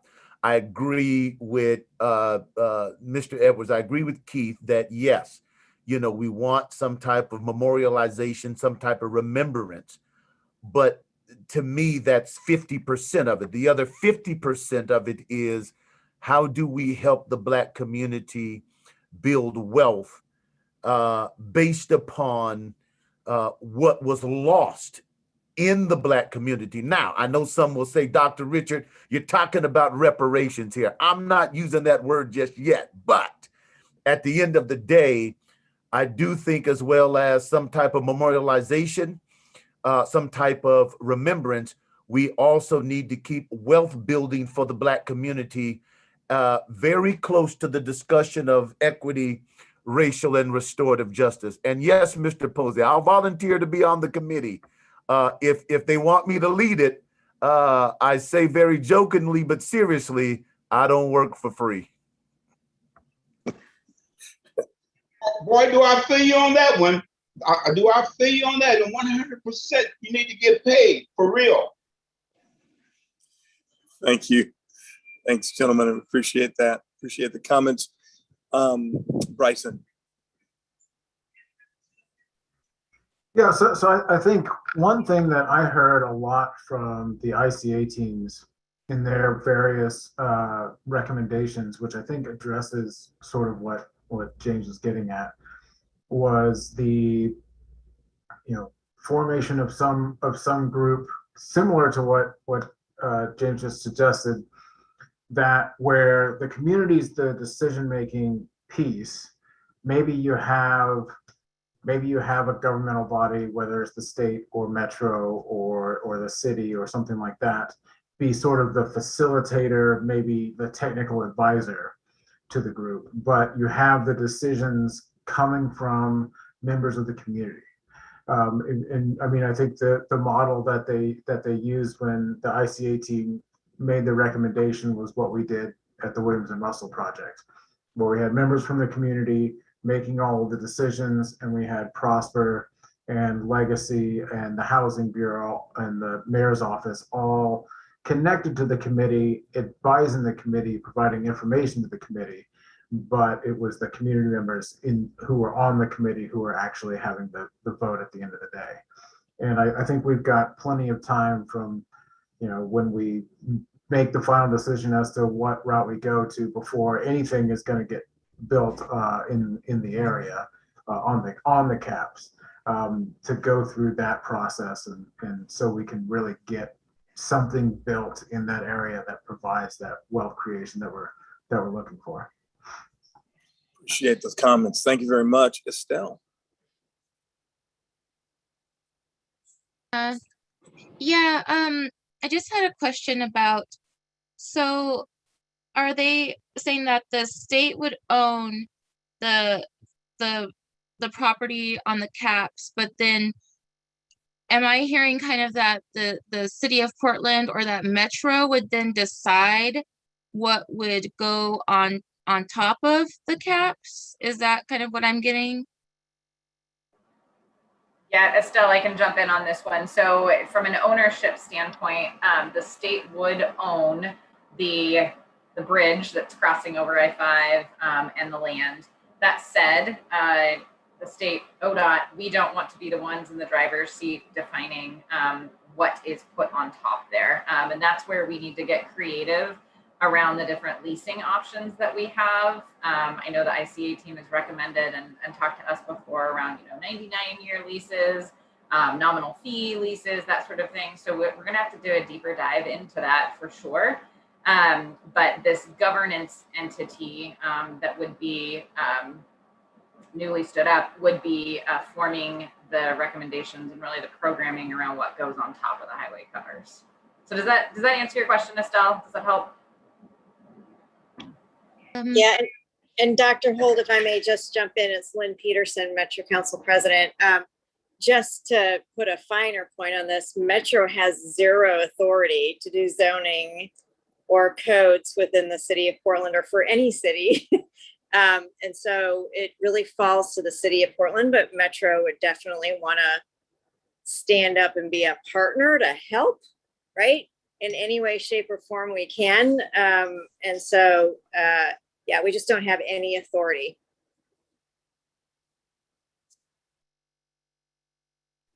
Thanks, President Peterson. I saw your hand. I was going to call you. I was playing. Just kidding with you. Brendan.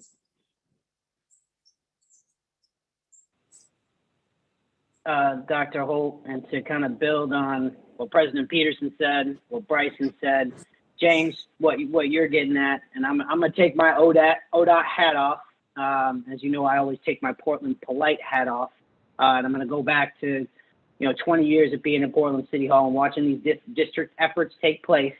It takes a bunch of different agencies, nonprofits, and others to come together. I think we, as far as that conversation too, that Dr. Richard brings up, that needs to happen there. And I know I've been explicit when I talk to this group too, about being authentic and telling the truth about what we can do and the tables that we can provide. Just in watching, as far as district development is concerned, and James, you are right.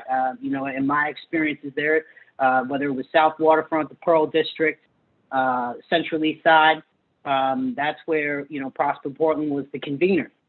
Brought together those parties under their former name in some instances, but to what Bryson was bringing up too, we did that a bit with the Northeast housing strategy. It takes an absolute village of community members, of agencies, of private sector partners at the table as well. I think that's what the governor was getting at when she's kind of, at least encouraging that effort and calling upon that effort. Knowing that ODOT is not the right agency to convene that, but I think we're willing to be challenged on that a little bit, but we're going to be there at the table as a full-on partner like we have throughout this entire process. But again, just calling upon my past experiences, Mr. Posey in particular, I think you're right for calling that out, and that I think a lot of the discussion that's happening here, and this is totally healthy. We should be doing this. We should be bringing this up and having these discussions, but that's where I think the governor was going in kind of encouraging that to take place and understand the state needs to play a role. But that larger district planning effort, Estelle, to what happens where, what goes where, that happens through that big planning process, which, you know, is exciting when that gets started. Thanks, Brendan. Appreciate it. President Peterson, was there any other comment? I noticed your hand was still up, or did I not? No, that's it. I just wanted to clarify Metro does not have the authority. Thanks. Absolutely. Dr. Richard, but before you do, really want to make sure that we've had an opportunity to weigh in with Steve Drahota's presentation. We're talking about several things that are parallel to it and that are supplemental beyond once the cap is put in place. Didn't want to miss or lose any of the information that was presented today. So make sure that we're weighing in to get any clarity, because the hope out of today's meeting is that after the presentation, we'll have a chance to ask whatever questions you needed to ask, process whatever needs to be processed, and then be ready to make a determination in our next meeting. So Dr. Richard, and then any other comments? Thank you so much, Dr. Holt, and thank you to my colleague, Sharon Gary Smith. She sent me the definition of reparations, which I do. I get that definition. My question is, in terms of the community involvement minus the state leading the process, how much authority will the community have in decision making, and are there any parameters around that decision making, and will that decision making also include how much money is spent in this process? Dr. Richard, those are really good questions that I don't believe we have the answers to today, but I think that those questions should remain top of mind as we're creating that new governance entity moving forward. Okay, and thank you for that, Megan. I just think it's important that we know that up front, because again, I'm hearing a common theme. You know, the state will be at the table as a collaborative partner, a thought partner, but not lead the process. And so what that means to me is that whichever entity is leading the process makes the decision, because once this, and here's another question that hopefully we can get to later on from this group, right? Will they be decisions or recommendations? So I think that's important as well, and that should be known up front, because I think that will speak differently and resonate differently to a lot of people who might want to volunteer to serve on this committee. Now, I don't think I'm asking for carte blanche authority. I think that belongs to Governor Kate Brown, but and her individuals that she has, you know, from ODOT. But I think as we talk about, you know, these covers, as we talk about this racial and restorative process, I think it would be immensely imperative that the group understands the parameters. And I will just say in closing, I think that with a few parameters, the committee should really make the decision about what happens in the community. And lastly, Megan, my prayers will be with you and your team, because I'm sure not everybody will agree with whatever the decision is, and the fallout belongs to you. You're in my thoughts. Dr. Richard, you had 3 closes, so you are a true preacher. It should be in the IGA, all of that. Absolutely. Intergovernmental agreement. We appreciate your comments. Any comments or questions for the presentation around Hybrid 3? Want to make sure that everyone is comfortable.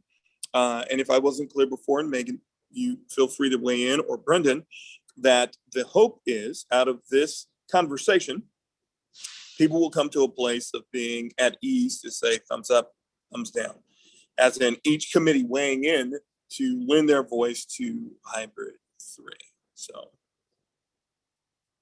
Megan, did I miss anything on that? No, you were spot on, Dr. Holt, as always. Thank you. Questions, comments, executive steering committee members, Historic Albina Advisory Board, Community Oversight Action Advisory Committee.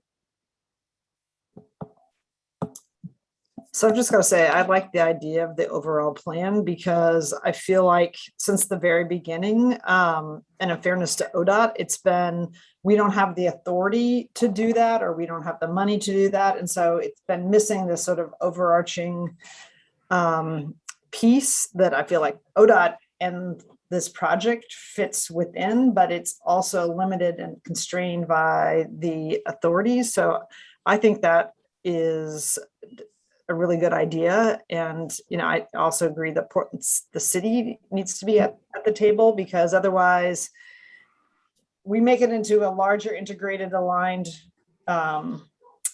plan. And then when it goes up to the OTC, then it becomes again a more constrained transportation project. And it just seems like we're missing that connective tissue by not doing that. Thank you. Thanks, Julia. Appreciate that. Andrew Campbell, sir. Good evening, everyone. It's nice to see you all, and hope y'all have been having a good Tuesday. I was just curious, have two questions. They may be answered now, or maybe within the future. Either one is perfectly fine.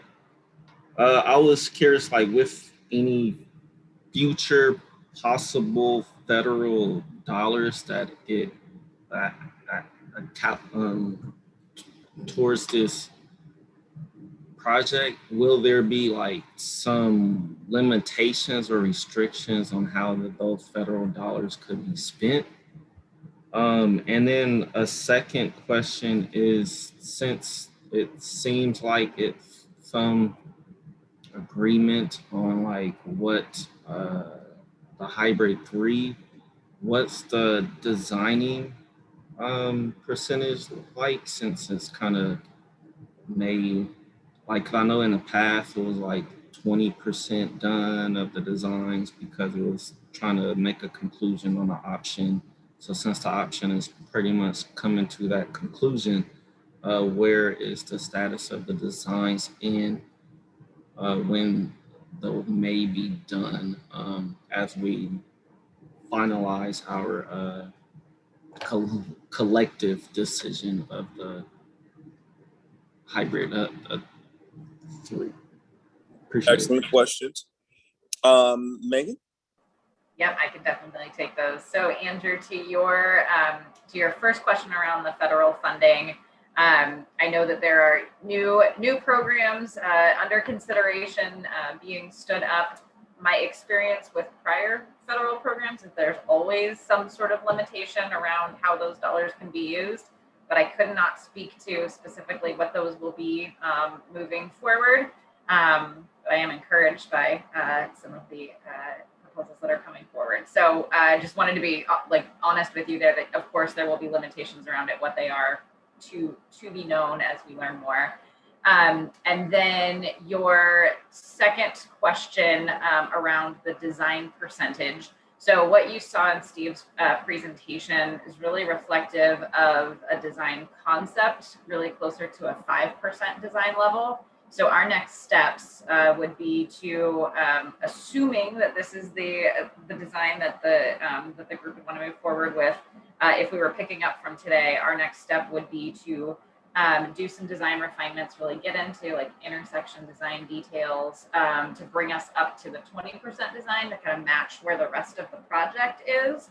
And then as we move forward into the end of this year, elevating the highway covered design as well as the full project design up to the 30% level. Thank you very much. Great questions. I'm going to call on a couple of members, hopefully not putting you on the spot. I'd love to hear your voice. Remember, part of our principles of agreement are that your voice matters. And so we want to hear from each of you and try to be respectful to make sure we create space for those who do weigh in. But then when we're not hearing, also create space to hear from you by calling on your names. So Felicia, so good to see you. I'd love to hear your thoughts on the process. Oh, hi, Dr. Holt. I'm just listening to everybody on the call. My biggest perspective is how do we get the multiple committees to be on the same page as far as information received? I think that's really crucial so that the transparency is really clear, because each committee has a very specific role, but we all are working on the same project.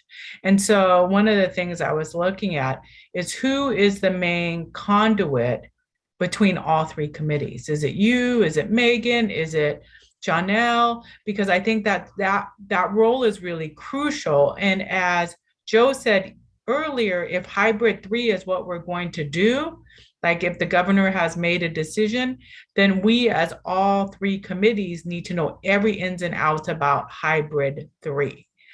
And the reason being is that we're going to have to answer to the community. And so when the community comes to any of us on the committee, the messaging should be the same. Because if they go to COAC or they go to HAAB or they go to ESC and we give them all different answers, that leads to distrust. So we have to really be clear as all three committees on that, because if anybody goes to any of these committees, the answers should be similar or close to the same as far as if they have questions around the project. So what Joe said in the very, very beginning, if hybrid 3 is our option, then I agree with Joe, then let's get everything we need, a clear understanding of hybrid option 3. And I forget the gentleman who gave us the presentation, so I do apologize. Steve, that was really helpful. But the talking points, Dr. Holt, will be really, really helpful for this committee as well. And talking points for different people, like Nate McCoy's talking points are going to be different than James Posey's talking points, which are going to be different than Andrew Campbell's, because they represent different constituents. And so we got to make sure that their talking points that they receive from you guys is clearly understood by their constituents that they serve as well. So just listening to these conversations, I think that is really, really important, because each of us on this call represents a different constituent base. And the stuff that James sometimes says is so technical for me, I just laugh, or Nate, sometimes I'm like, what are they saying? I know it's important, but because I think that's different.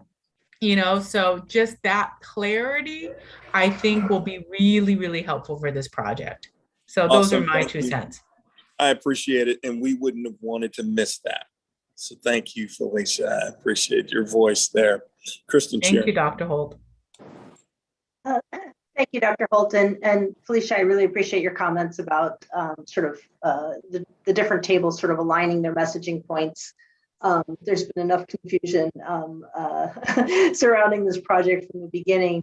But one thing I did want to just jump in on and again, just make sure that there isn't any confusion. The ultimate decision maker on the design that will carry this project forward is the Oregon Transportation Commission. The governor, as she described, sort of had conversations, engaged in this process to learn more, to try to move it along. In her opinion, hybrid option number 3, represents that win-win compromise that can, move all the diverse perspectives on this issue forward. But that is the governor. That would be the governor's recommendation to the Oregon Transportation Commission, just like it was her recommendation to all of you, based on the conversations that she's had, based on the work that you all have done, based on her own direct observation of the project site area and other information that came to the fore. But I did want to just clarify: the governor doesn't get to decide. It's the Oregon Transportation Commission that will ultimately make that decision, presumably in their September meeting.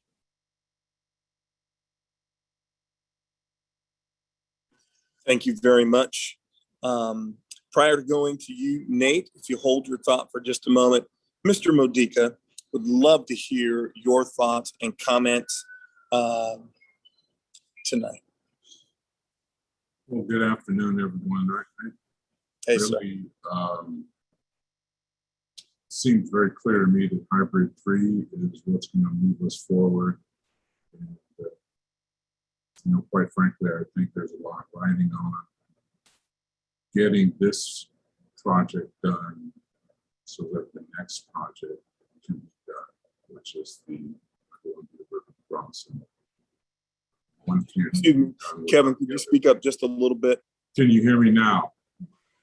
Yes, better. Thank you. So what I was saying is that it's very clear to me that hybrid 3 is the best case scenario, and that this project needs to be done. If this project is not done, I don't think the larger project that we really need for our region will get done, which is the crossing over the Columbia River. And I would also like to say that the infrastructure money is there. It's not always going to be there. We've got a change in administration. I think we not do well by our community to not do what's necessary in order to leverage this money. Brother McCoy, see Mr. Moreland, Brother Moreland on.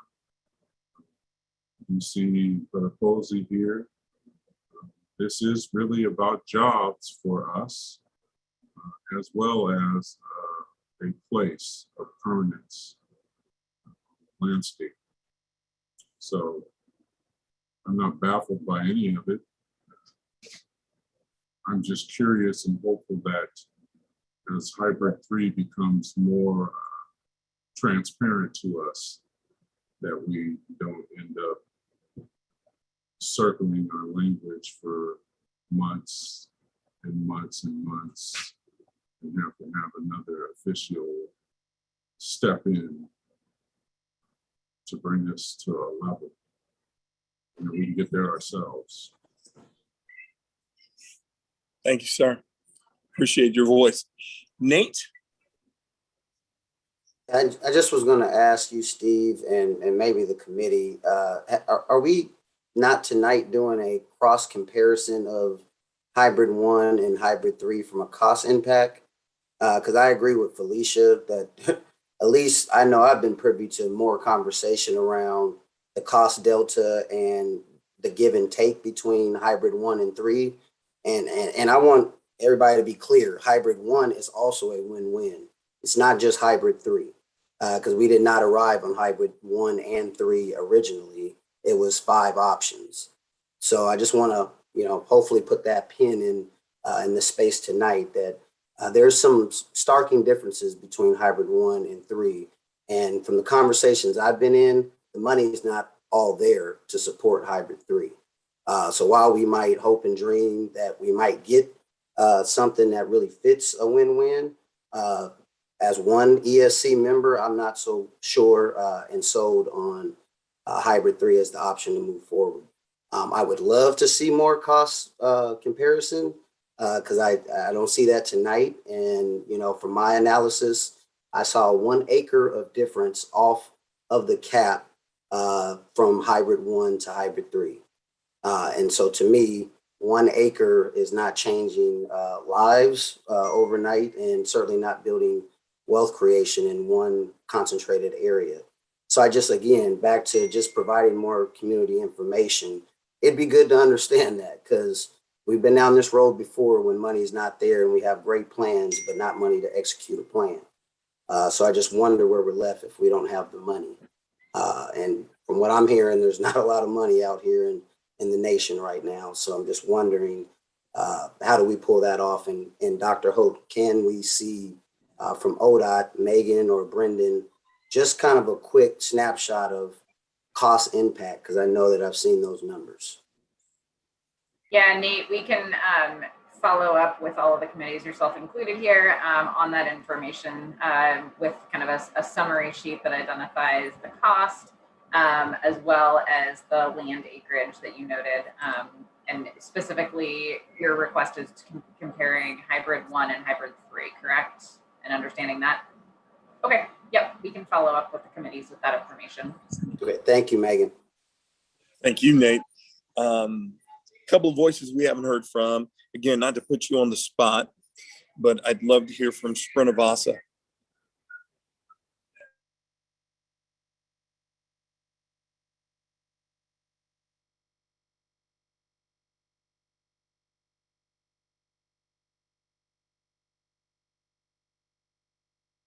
Are you still muted?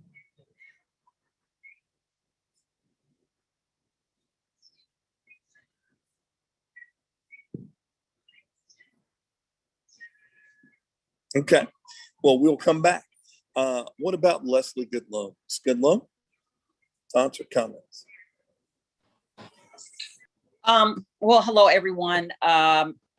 Just a couple things, and I've been listening all evening. And while I have no significant issues with hybrid 3, if that's the choice, I would be, concerned that if there are significant differences between 3 and 1 that don't give us much difference, then why was 3 chosen over 1? That's the first question.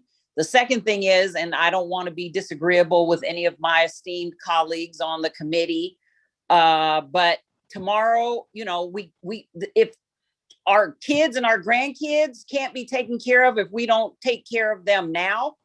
And so, people need jobs now. They need to be able to be stable and safe now so that they can take care of their kids and that their kids can then aspire to do other things. They can go to school, they can graduate, they can be more successful than their parents. That's always what we are aspiring for, is for the next generation to be better than the previous one. Unfortunately, we've not seen that in the last couple generations, that we're losing ground. And part of that is because Black people do not have access to good paying careers, jobs with benefits that they can then take care of their families and provide that safe and stable home for that next generation to thrive. So while I understand that we need to take care of the future, but if we don't take care of right now, there will be no future for us to worry about. And just on I work for the city, and anything that the city does, or they put money in, city council is the final approver of funds, at least, for projects. So when the city comes to the table, or whoever that is from the mayor's office or whichever bureaus come to the table, that is what the committees will hear. That as we have done with the Williams and Russell project, Portland Housing Bureau came to the table, and we have agreed to work with the Williams and Russell CDC to fund housing at that project. But it's not just an open pocketbook for for them to decide what's going there. So just to give a little more context, at least about how we work and how we plan to work with Williams and Russell, and if housing is decided to go into this project, that would be a similar, if at that point, if we still have money available for development. So that's my 2 cents. Thank you very much. We appreciate hearing your voice. I've got 2 hands raised, Bryson Davis, and then right after Bryson, Kristen Sharon. Bryson. Yeah, so one thing that because I would definitely say I'm very much in support of hybrid 3, and a couple of pieces that I think distinguish it for me compared to hybrid 1, since that's the comparison point, is I think about an acre of space, and that's more than half the Williams and Russell project in terms of what could fit on an acre of space. And so, it doesn't seem like a lot, but it could be an area where we could put something fairly significant that could have a large long-term impact on the community, whether it be in the housing area, whether it be in a commercial or business wealth creation area. The other thing that is really a huge difference for me is getting the off-ramp out of the middle of what we're trying to rebuild as an extension of the neighborhood. I don't know about other people on in this meeting, but I would not feel like an area was part of a neighborhood if it had a highway on-ramp in the dead center of it. And thinking about the impact on future businesses and things like that we want to enhance their connection to things like the Moda Center and the economic opportunities that are brought by that. You think about that as a walkable connection way, and moving that highway on-ramp out of the middle of the cap, I think plays a big role in the neighborhood feel of what we're trying to build. Thank you, Bryson. Kristen? Sure. Thank you, Dr. Holt. And I just wanted to touch a little bit on some of the points I think that Bryson just made. At the table, as the governor was listening to the various options, the difference between 1 and 3, it's not just a question of, which one, how much more acreage, and is it enough acreage to matter? It's the quality of the whole canvas and what it could mean to the community when it's built out in different ways. And so she was looking for an option, that provided as much of the opportunities to the community to, design on that canvas the ways that seemed important to various community members, while adhering to a project timeline and budget that was feasible, that would leave those existing contracts in place without significant delay. In terms of funding, the reality, of course, is we don't have full sight to full budget even on the original design for the Rose Quarter project. The ability to go out and secure additional funding for this, whether that's from our federal partners, whether it comes through expanded transportation budgets at the city and state level because of changes in funding formulas at the federal level or what have you. We can't really engage that until we have, a process and a design to go forward with, and certainly our local jurisdictional partners who have to lead in the community development effort are on board. And so with all of those considerations, I think is how the governor came down with her recommendation that hybrid number 3 is the best path forward at this point, given the various views in play. Thank you very much. Andrew, I saw your hand, Andrew Clark, saw your hand go up. Looks like it's down, but did you have a comment, sir? Yeah, I'll be quick. It sort of evolves around the culmination of a lot of the thoughts that I agree with.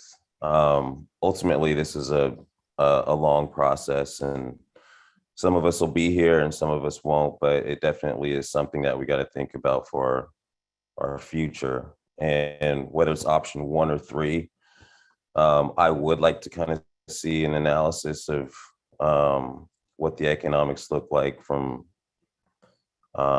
projected costs to build from option 1 to 3. But ultimately, I think it's time for next week for us to make a decision on moving forward as a group and make him a recommendation on how we move forward. We won't be able to get all the answers that we want while we're still hovering under a certain percentage of design, while we're not moving forward with design. But we will be at the table, and I think at that table, it's important to touch on another point, that we have the decision makers from the state, the city, and community members that are involved in this committee, all the three committees that are here. And that kind of creates the oversight right there for us to be able to make sure that whatever contracting that was agreed to is in place, keep a check on design, and ultimately be a part of the process. But as long as we're still kind of hovering around this area, we're not moving forward, and we're not looking at a lot of the comments that people are saying. What are we going to do to start creating jobs and creating wealth today? And part of that process is to be able to make decisions, to be able to move to the next phase. Thank you very much, sir. Collectively. Appreciate your comments. Appreciate the comments of the groups tonight, and those I called on. Thank you for being willing to engage in conversation. It's so important that our process be authentic and transparent. And our effort, when I say our, I'm talking about Tri-Excellence effort and the effort of Espousal Strategies and John L. Bell. Our effort is to make sure that our process is as transparent and truth-telling and accountable as possible. Our work isn't done if, I'm going to end with what I started with, if the community doesn't benefit. And in order for the community to benefit, it takes our full engagement and our willingness to be uncomfortable in our process and to deal with challenging moments and challenging questions. So thanks very much for everyone bringing your authentic self into the space. For those of you who may feel like your questions or your thoughts weren't responded to, they have been captured, and we will process and will respond accordingly and appropriately. Before I go to next steps, did I miss anyone? All right, let's pull up the next steps.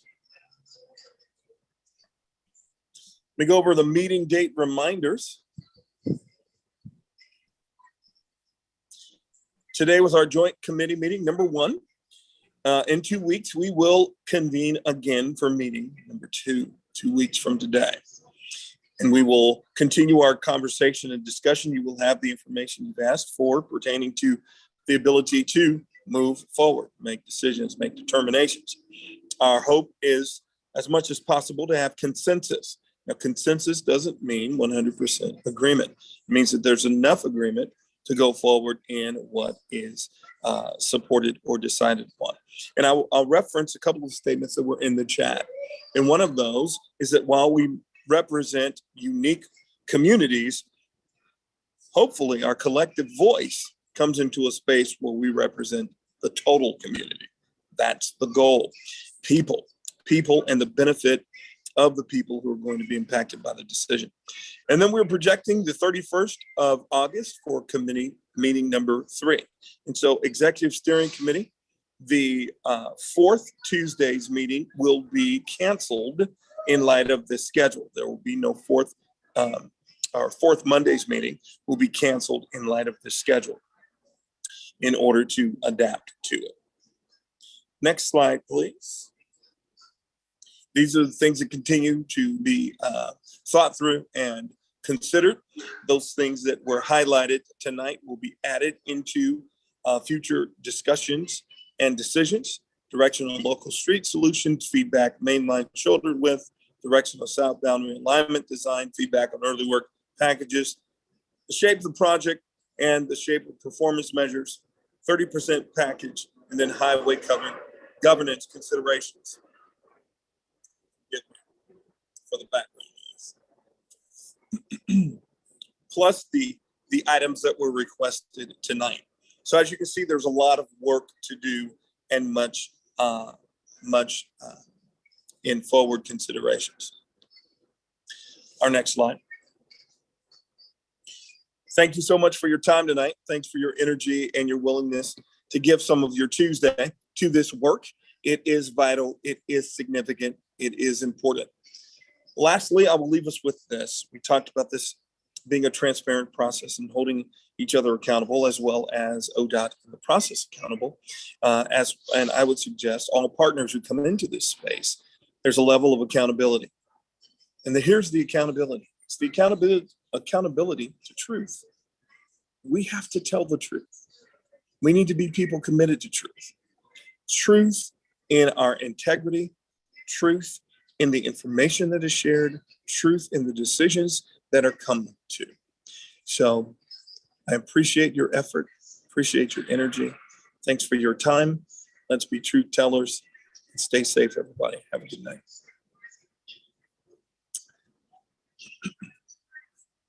Bye-bye.